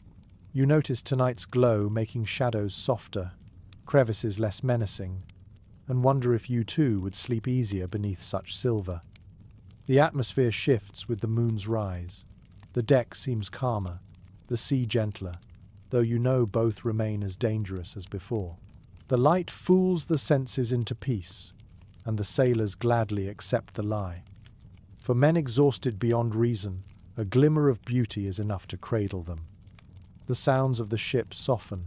The groan of wood blends into the whisper of wind, and snores harmonize with the rhythm of waves. The silver light paints everything: planks, faces, even weapons with a sheen that makes them look less brutal. For a fleeting hour, the ship seems sacred, drifting through a dream carved in silver. You let yourself sink into it too.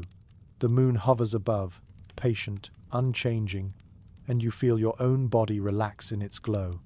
The cold still bites, the planks remain hard, but the sight above soothes you.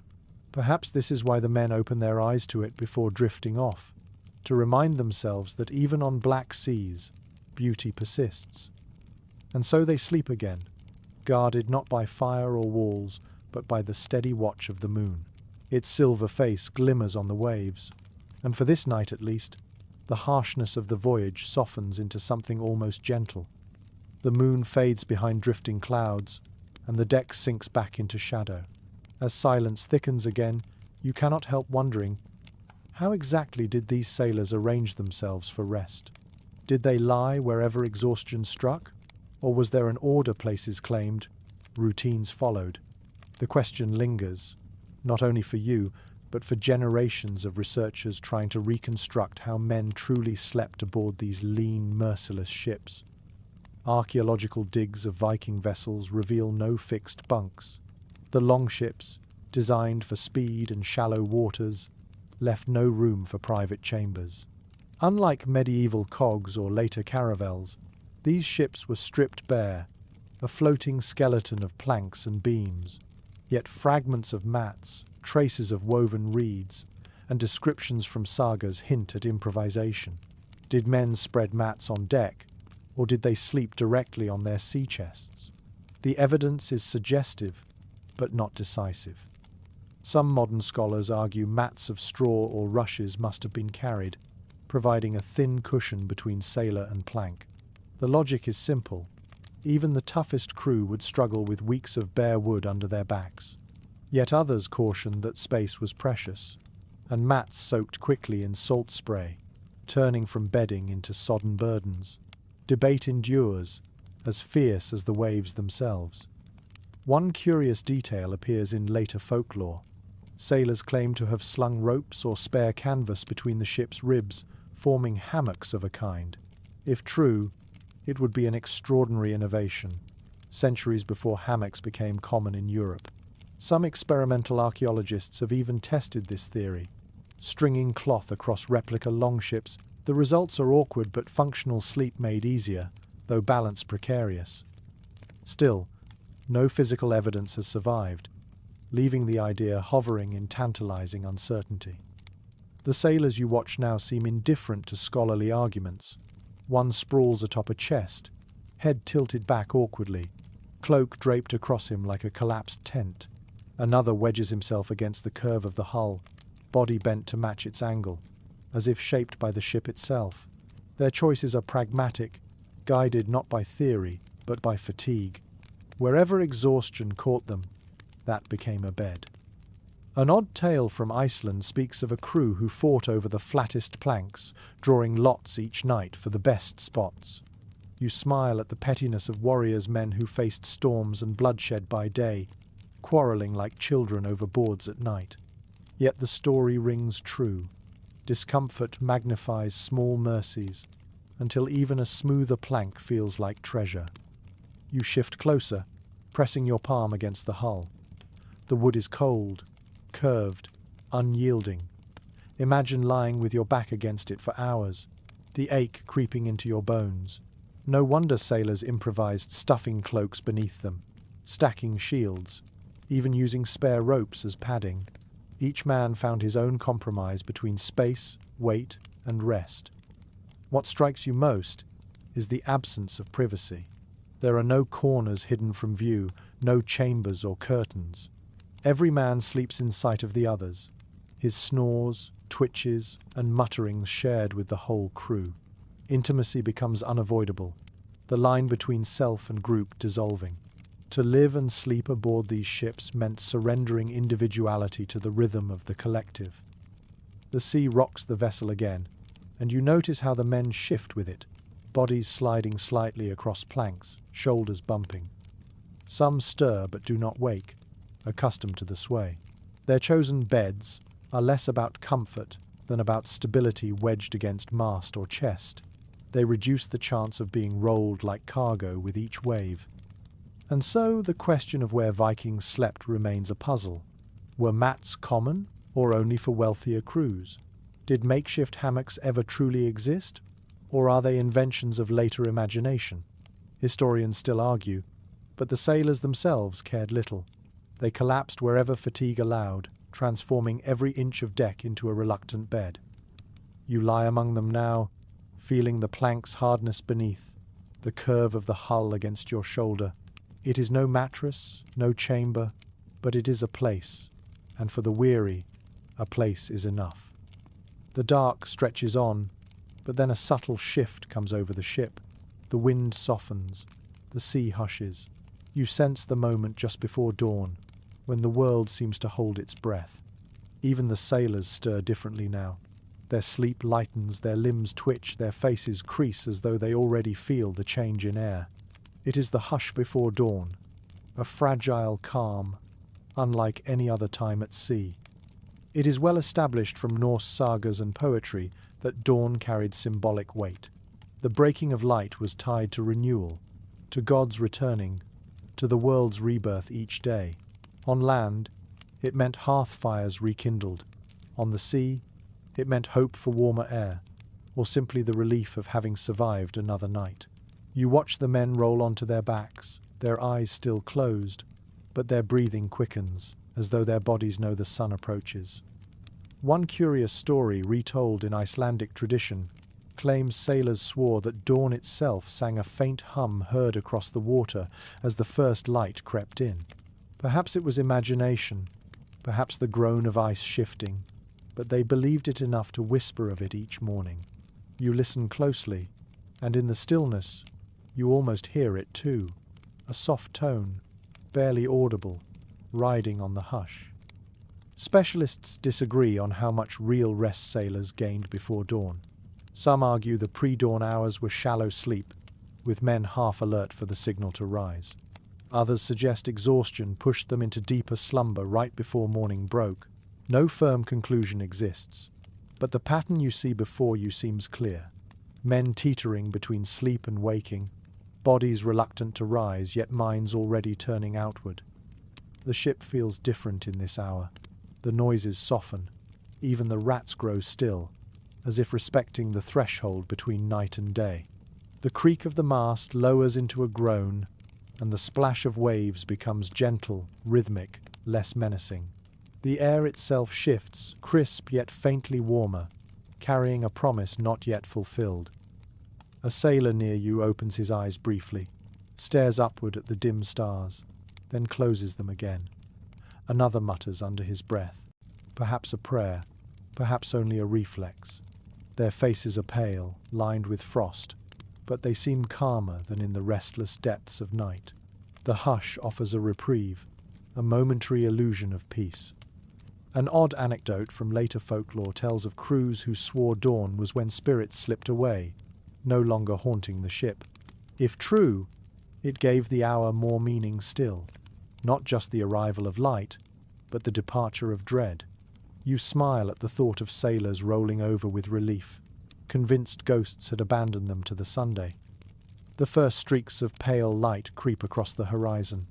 They are faint, but enough to silver the edges of the sea. You notice how sailors shift more now, stretching stiff arms, flexing numb toes, grumbling under their breath. None rise fully yet, but the spell of night has broken.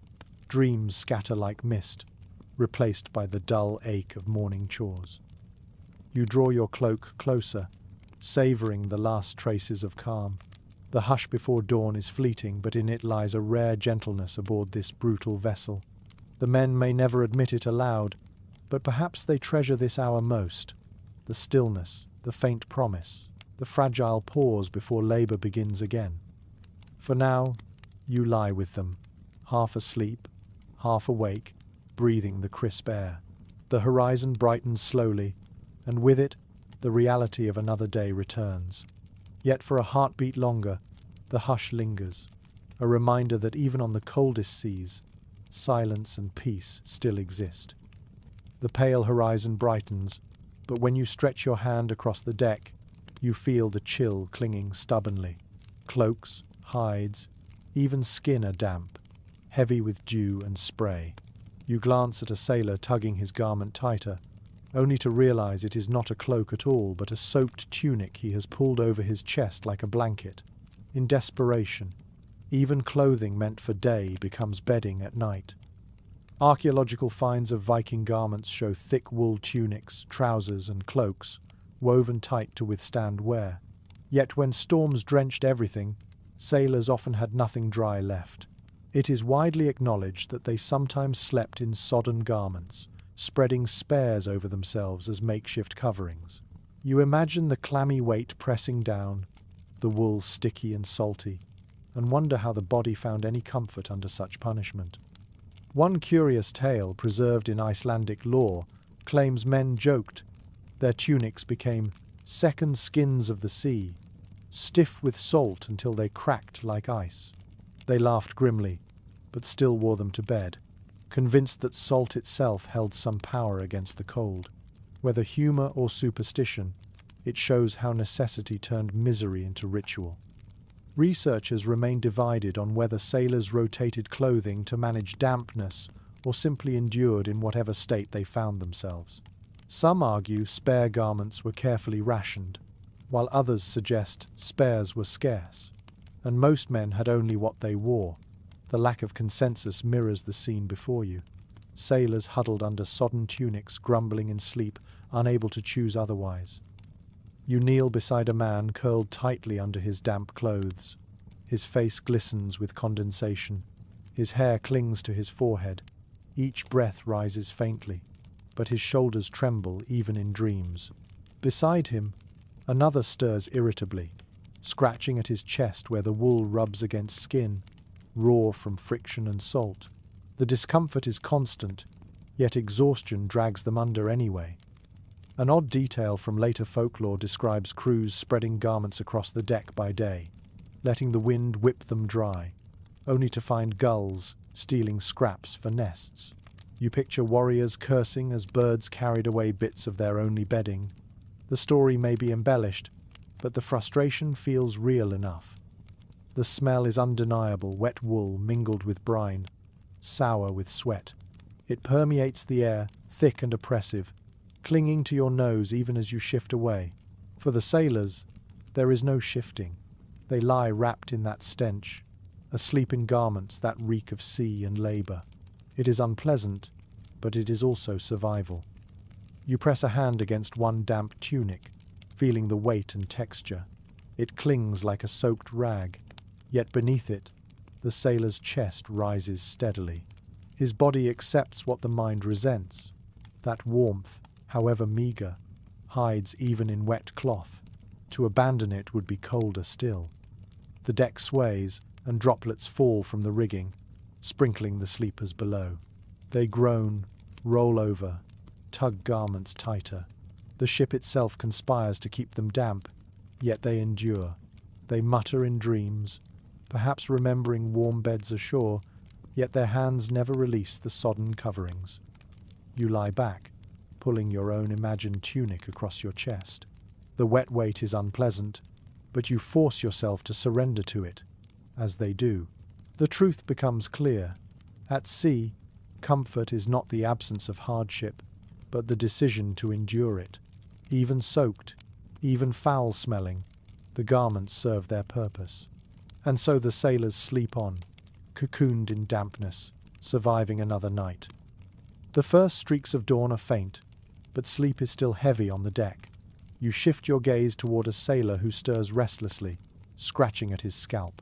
His nails rake through thick hair, and soon another man follows suit, rubbing at his neck with groggy irritation. You realize it isn't only cold or dampness tormenting them, it is the ceaseless crawl of lice and fleas. Night aboard is not merely about frost and fatigue, it is about itching, scratching, and the constant battle against tiny intruders. Archaeological evidence from Viking burials often reveals knitcombs, carved delicately from bone or antler.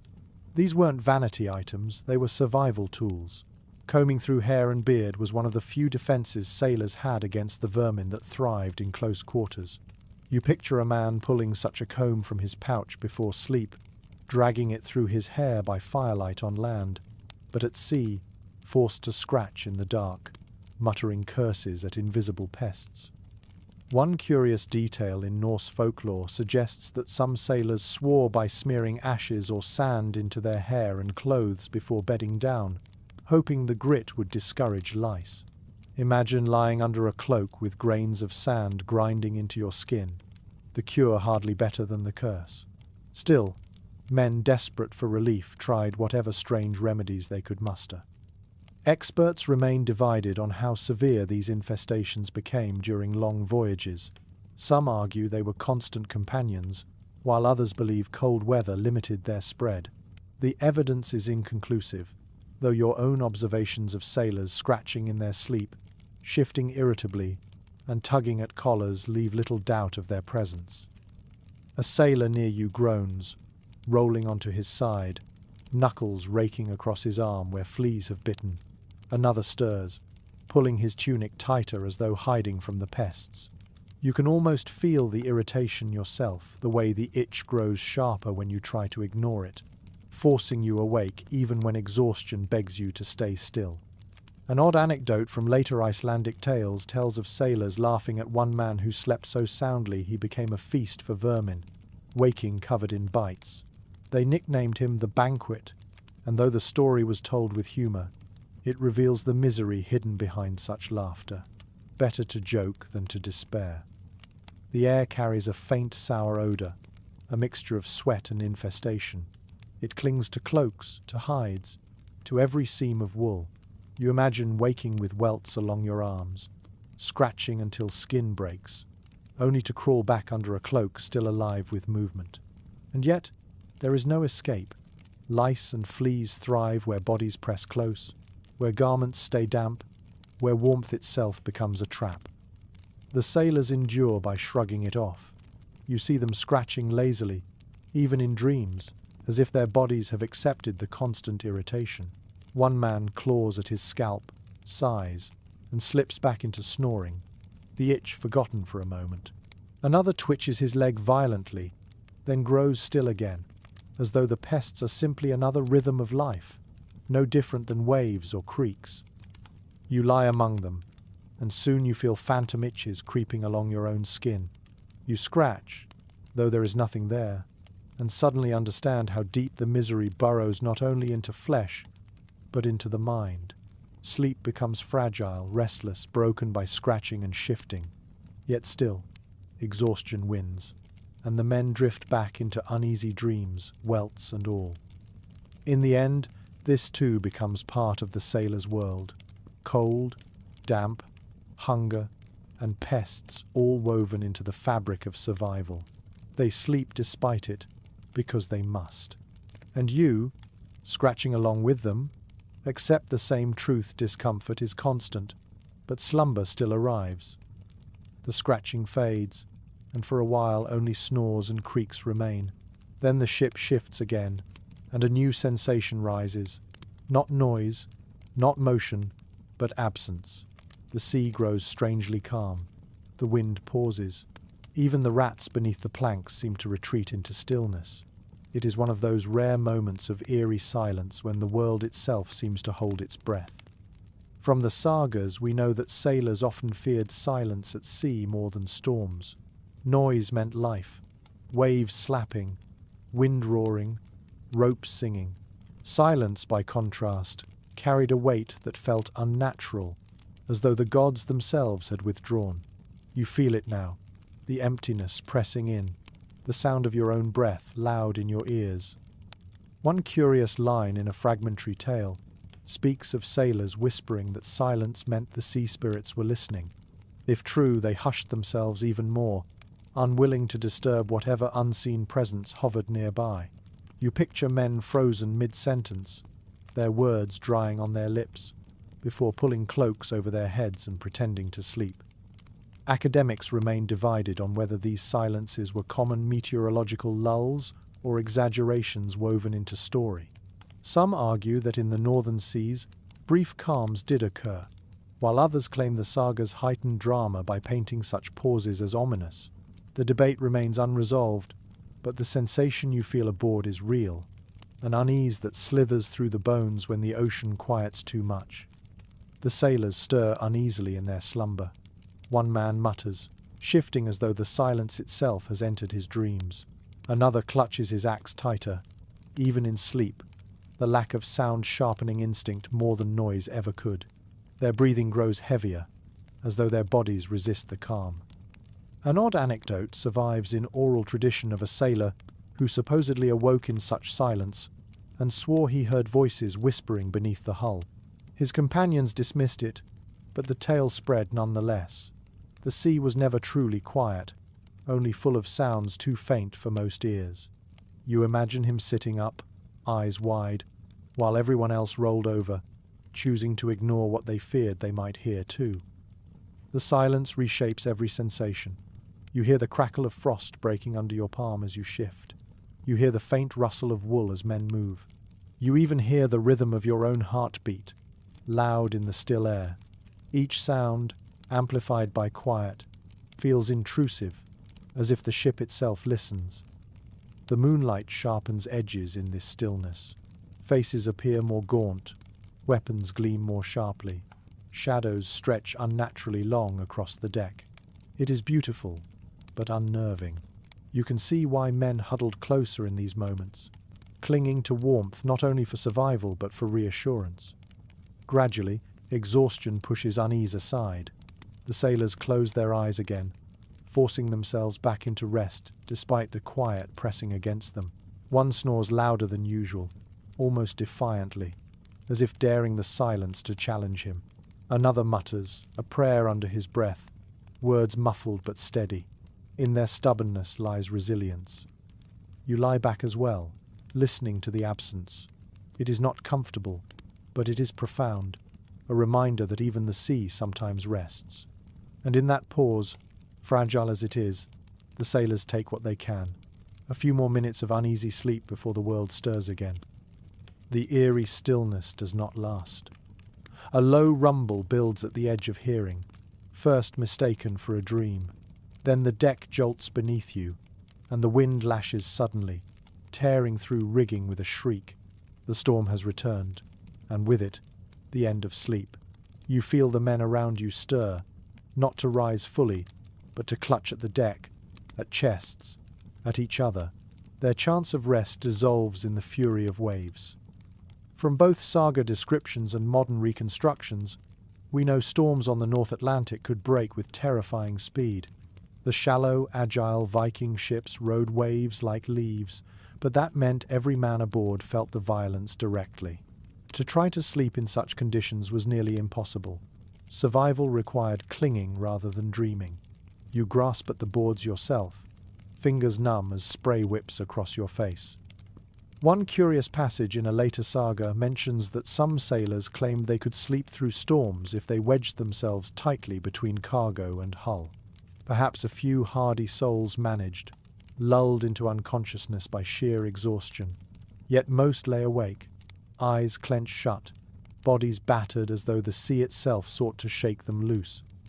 Historians remain uncertain how crews balanced vigilance and rest in such chaos.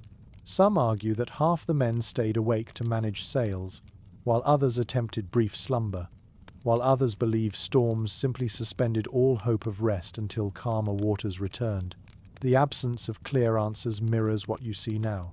Men not sleeping but enduring, their bodies horizontal yet their minds unwillingly alert. The ship bucks violently, and you hear a cry as one sailor slides across the deck, only saved when another seizes his arm. Both collapse against the mast, breath ragged, then huddle together, unwilling to move. Sleep is out of reach, but still they close their eyes, letting exhaustion drag them into uneasy half-awareness despite the danger. An odd anecdote from later folklore describes a man who swore he dreamed most vividly during storms. He claimed the roar of wind and water became the voices of gods, speaking in riddles that only he could hear. His companions dismissed it as madness, yet you can imagine it. Noise so overwhelming, it becomes indistinguishable from imagination. Perhaps, in a way, storms forced dreams upon even the unwilling. The sensations engulf you. The boards slam like drums beneath your body. Salt spray stings your eyes. The wind tears at cloaks, whipping them against skin until they feel like whips. Each wave strikes with the weight of stone, and the ship groans as though it might split apart. The men cling to timbers, muttering prayers, curses, or nothing at all. Despite the terror, some surrender to exhaustion anyway. You notice one sailor slumped against a chest, head lolling, mouth open in slack defiance of the storm. His hands clutch the wood even in sleep, muscles taut. Another lies flat, cloak plastered to his body by spray, yet his eyes are closed, his breath steady. The body will rest when it must, even if the sea rages. For most, however, sleep is shattered. They lie awake in darkness, bodies shaking, ears filled with the roar. They are captives of the storm, unable to fight, unable to rest, caught in limbo until the fury passes. Their exhaustion deepens, their nerves fray, but still they endure, because what else can they do? The storm rages on, tearing the night apart. But beneath it, the truth becomes clear. Viking sleep was fragile, stolen, never guaranteed. Sometimes the sea permitted it, lulling men with rhythm. Other times it denied it utterly, replacing dreams with terror. Tonight is the latter. And you, clinging beside them, share their insomnia, waiting for dawn to bring not comfort but simply survival. The storm drifts away by dawn, leaving the ship soaked and trembling, its crew even more so. Sleep has been stolen from them, but exhaustion refuses to release its grip. You see men sag where they sit, heads nodding forward, eyelids heavy. When they finally collapse again, dreams arrive quickly, strange, fleeting comforts amid misery. These rare good dreams become treasures, brief escapes from a world of cold wood and endless waves. Archaeological and literary evidence alike suggest that dreams held real meaning for Viking Age people. Sagas are filled with visions interpreted as omens, warnings, or promises. But not every dream was about destiny. Some were simply the desperate mind's gift of warmth and food when neither could be found. You watch a sailor smile faintly as he sleeps, his face softening in a way you've not seen while he's awake. Perhaps in his dream he feels a hearth's glow, or eats fresh bread rather than salted fish. One curious account from a saga tells of a warrior who admitted he longed for battle in his dreams, not because of glory, but because in dream fights he felt warm, his blood racing. Imagine finding relief even in visions of violence, simply because it thawed your frozen limbs for a while. You wonder what other strange comforts appeared in the minds of men half-starved, half-frozen, desperate for release. Experts differ in their interpretations of these dream escapes. Some argue they were mere byproducts of fatigue and hunger, while others insist they were deeply tied to culture, reinforcing ideals of hearth, kinship, and courage. The lack of consensus hardly matters when you watch the men before you. Their bodies twitch, their lips murmur, their faces glow for moments, all proof that dreams offered them a sanctuary the sea could not. A sailor beside you groans softly, then sighs in relief, as though something pleasant unfolded behind his eyelids. Another stirs, mutters a woman's name, then drifts deeper into sleep. Their breathing evens, their limbs loosen, and for the first time in nights, their rest looks almost peaceful. The ship still rocks, the planks still drip with moisture, but in their dreams the world has shifted. One rather odd piece of folklore claims sailors sometimes shared dreams, describing similar visions after waking. Perhaps it was coincidence, perhaps the effect of shared environment, the same noises, the same smells, shaping imagination in parallel. You picture men laughing softly at dawn, realizing they all dreamed of bread baking or children's laughter, and for a moment feeling less alone. The sensations of their sleep are palpable even to you. You feel warmth where there is none, the illusion of soft earth beneath you instead of wet planks, the faint taste of something sweet on your tongue. It is fragile and fleeting, but in that moment it feels more real than the cold gnawing at your toes. Dreams do not change the sea, but they change the sleeper, however briefly. Of course, not every vision is kind. You notice a sailor jerk suddenly, his face contorted in fear. He mutters incoherently, perhaps reliving a raid gone wrong, or seeing the sea rise to swallow him whole. Nightmares, too, are part of the bargain. Yet even then, when he wakes shivering, gasping, he has at least rested a little, if only in fragments. The paradox strikes you. In a place where rest is scarce, even bad dreams are preferable to none. At least they prove the body slipped into true sleep for a moment. At least they show the mind was able to escape reality, however twisted the vision. You close your eyes with them now, and for a fleeting instant you too feel warmth on your face. Smell bread baking, hear laughter. The sea cannot offer such things, but the mind can. And that is how Viking sailors endured, by treasuring the fleeting comfort of dreams as though they were gold. The brief comfort of dreams lingers as dawn stretches wider, but not all sailors rest peacefully. You sense unease in the way some men stir, eyes darting beneath lids, mouths murmuring words that sound more like warnings than prayers. When they wake, they whisper to each other, not about bread or hearth fires, but about something stranger, ghosts, spirits wandering across the waves, tales of visitors who came in the night when the sea was quiet and the mind most vulnerable. It is known from sagas and later folklore that Viking sailors often spoke of encounters with the unseen. The sea was not merely water to them, it was alive, haunted, unpredictable. When men slept on open decks under the stars, it was easy to imagine shadows bending, voices whispering, or figures walking just beyond sight. You picture a sailor jerking awake, convinced a pale shape had passed near his cloak. One curious account in Icelandic lore describes men swearing that drowned warriors sometimes climbed aboard during the night, not to harm, but to sit silently among the sleepers. Their presence was a warning, a storm was coming, or a raid would fail. Whether hallucination or tale told later on shore, it reveals how easily the mind wove mystery into fatigue. Scholars remain divided on how literally these stories were believed. Some argue they were campfire tales exaggerated by generations, while others insist sailors genuinely feared spectral visitors. The absence of daylight and the constant rocking of the ship likely blurred perception, making dreams and waking visions difficult to separate. Looking at the crew around you, their eyes wide in half-dark, you understand how thin the line must have been. You watch as one sailor stirs, clutching an amulet at his chest. His lips move, muttering a name you cannot hear. Another pulls his cloak higher over his head, as though hiding from unseen eyes.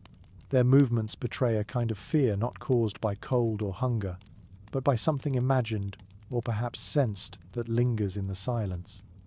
An odd tidbit of folklore says crews sometimes left small offerings on the deck before sleep: crumbs of bread, drops of ale, even a scrap of dried fish, meant for whatever spirits prowled nearby. The gesture was part superstition, part bargaining. Better to give the ghost its due than risk its anger.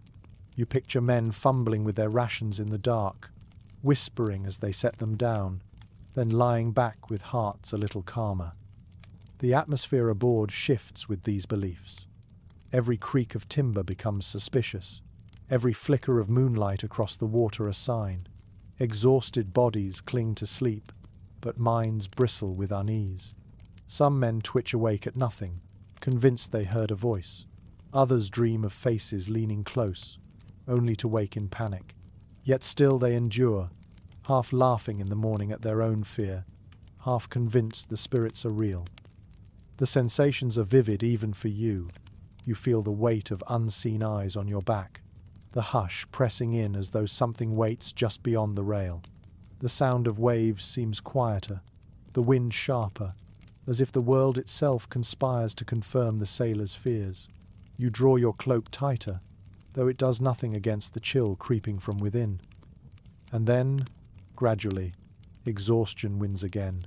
The men settle, charms clutched, cloaks drawn high. Dreams return, though whether they hold ghosts or hearth fires, none can say. What matters is that even haunted sleep is still sleep, and the body demands it. You lie with them, heart thudding, ears straining for whispers you pray not to hear. The night remains long, the sea remains dark, and between reality and vision, you hover with them uncertain, uneasy, but still alive. The pale light of morning finally creeps across the deck. Frost clings to every plank, glittering faintly as though the sea itself had dusted the ship in shards of glass. One by one, the sailors stir from their restless sleep. They do not rise refreshed, far from it. Instead, they groan, stretch stiff limbs, and blink against the cold air. The night has left its mark. Aches in shoulders pressed against wood, numbness in fingers curled around weapons, and faces drawn tight from uneasy dreams. We know from accounts of daily life at sea that Viking crews often began their mornings stiff and sore. The lack of bedding, the damp planks, and the constant cold ensured that no man woke without complaint. Imagine the chorus. Coughs rattling, joints cracking, curses muttered half-heartedly as men tried to shake life back into their bodies. You can almost hear it now, a ragged symphony of discomfort greeting the day. One curious note in later sagas suggests that morning complaints were almost ritualized. Men would compare who slept worst, boasting in reverse about the misery they endured. "I froze harder than you," one might say, while another countered, "I had rats at my feet all night." Grim humor was the salve they used to face another day. You smile faintly, picturing warriors grumbling like old men, finding camaraderie in aches. Not all scholars agree on how much genuine rest these men found between nights. Some argue they adjusted, bodies numb to hardship, while others insist their exhaustion accumulated dangerously, wearing down health and morale. The truth may lie between, but the scene before you suggests fatigue that never fully lifted. Each dawn was less about renewal and more about dragging the body forward. You watch as one sailor rubs his lower back, grimacing. Another flexes his hands, cracking knuckles stiff with cold. A third scratches at his scalp, muttering curses at lice that tormented him even in dreams. The complaints overlap, forming a grumbling chorus that oddly binds them together. In discomfort, they find unity. An odd anecdote from folklore describes sailors joking that their joints creaked louder than the ship's timbers in the morning. You hear the truth in it now. The chorus of groans almost matches the groan of wood beneath your feet. The ship and its crew alike are weary, both tested by the endless night. The smell of morning is sour, sweat dried into wool, stale breath, the faint reek of rodents. Yet it mingles with something sharper, the salt air, the promise of day. The men pull themselves up, cloaks dragging, and begin to stretch. Their movements are sluggish, but necessary, each one coaxing blood back into frozen limbs. Despite the complaints, no one lingers too long. Survival demands action. Weapons are checked, ropes inspected, sails adjusted. Yet even as they work, mutters of the night's misery continue. Who had the worst dream? Whose cloak was wettest? Whose toes were most numb? It becomes a kind of shared ritual, the way they stitch themselves back together. You crouch among them, feeling your own shoulders ache, your back sore from hard planks. The discomfort is real, but so is the camaraderie. In their shared groans lies proof of endurance. Each man survived another night, and by voicing his pain, he declares victory over it. And so, morning begins not with cheer but with grumbles, stretching, and the slow acceptance of another day. Their aches are badges, their mutters a chorus of resilience. You rise with them, weary yet still moving forward, carried by the same stubborn will. The groans fade as morning hardens into day. Cloaks are shaken out, weapons strapped back to belts, and the men resume their places. Yet as you look around the deck, you sense something deeper than mere routine. These nights of cold, damp, and restless sleep have bound the crew together in ways invisible but enduring. Enduring bonds of hardship, this is what they carry long after the voyage ends. It is clear from saga traditions and historical records that Viking crews prized loyalty and brotherhood. Survival at sea demanded it. But beyond oaths and shared battles, nights of shivering together, of scratching lice, of clutching weapons in half-dreams forged connections as strong as iron. You see it in the way men nudge each other awake, in the way they laugh at shared complaints, in the silent trust that allowed one to sleep while another kept watch. One curious anecdote from later Icelandic storytelling describes a crew who, years after their voyage, could still recall every detail of each other's sleeping habits, who snored loudest, who muttered prayers, who kicked in his dreams. They remembered with laughter, turning misery into cherished memory. Such intimacy, born of hardship, became part of their identity. Scholars still debate whether these bonds lasted beyond voyages, shaping communities back home. Some argue crews disbanded quickly, men returning to farms and families, while others believe friendships at sea endured for life, echoed in sagas and poetry. The lack of certainty leaves space for imagination, but watching these sailors, you sense truth in the latter. Shared suffering has a way of outliving distance. The men now stand shoulder to shoulder, not as raiders or rowers, but as brothers forged in sleepless nights. The cold taught them dependence, the damp demanded patience, the silence forced them into trust. Even rats, fleas, and restless dreams became common foes, enemies they fought together without weapons, only with endurance. An odd detail from folklore suggests some sailors carved runes into the planks where they slept, marking their spots as their own. Long after the voyage, those runes remained, silent signatures of men who survived side by side. You run your hand across the boards, half expecting to feel faint scratches left by tired hands. Even if no marks remain, the idea lingers, proof that nights aboard were not forgotten. The ship creaks forward, and the men shake off their weariness. Yet the memory of shared hardship lingers in their voices, their laughter, their glances. They know what they endured together, and that knowledge is its own kind of treasure. Gold fades, silver tarnishes, but the memory of surviving endless winter nights at sea becomes a legacy passed in stories. You close your eyes for a moment, feeling yourself part of that brotherhood. You too have lain on damp planks, scratched at phantom lice, breathed frost into the air. You too have heard songs fading into dreams, charms clutched against ghosts, laughter chasing away fear. You too have endured the long nights, and now you rise with them into day. These bonds, woven from hardship, will echo in halls for generations. They will be told not only in sagas of raids and battles, but in quiet stories of how men survived the nights, their closeness, their complaints, their stubborn will to keep sleeping, keep waking, keep living. And so, the tale of how Viking sailors slept on harsh winter seas is not only about discomfort, but about resilience, connection, and the strange intimacy forged by endurance. The nights were cruel, yet they created a brotherhood as enduring as the sea itself. The story drifts now toward its end, and you feel the pace soften, the edges blur. Imagine the ship still rocking gently, the sea whispering against its sides.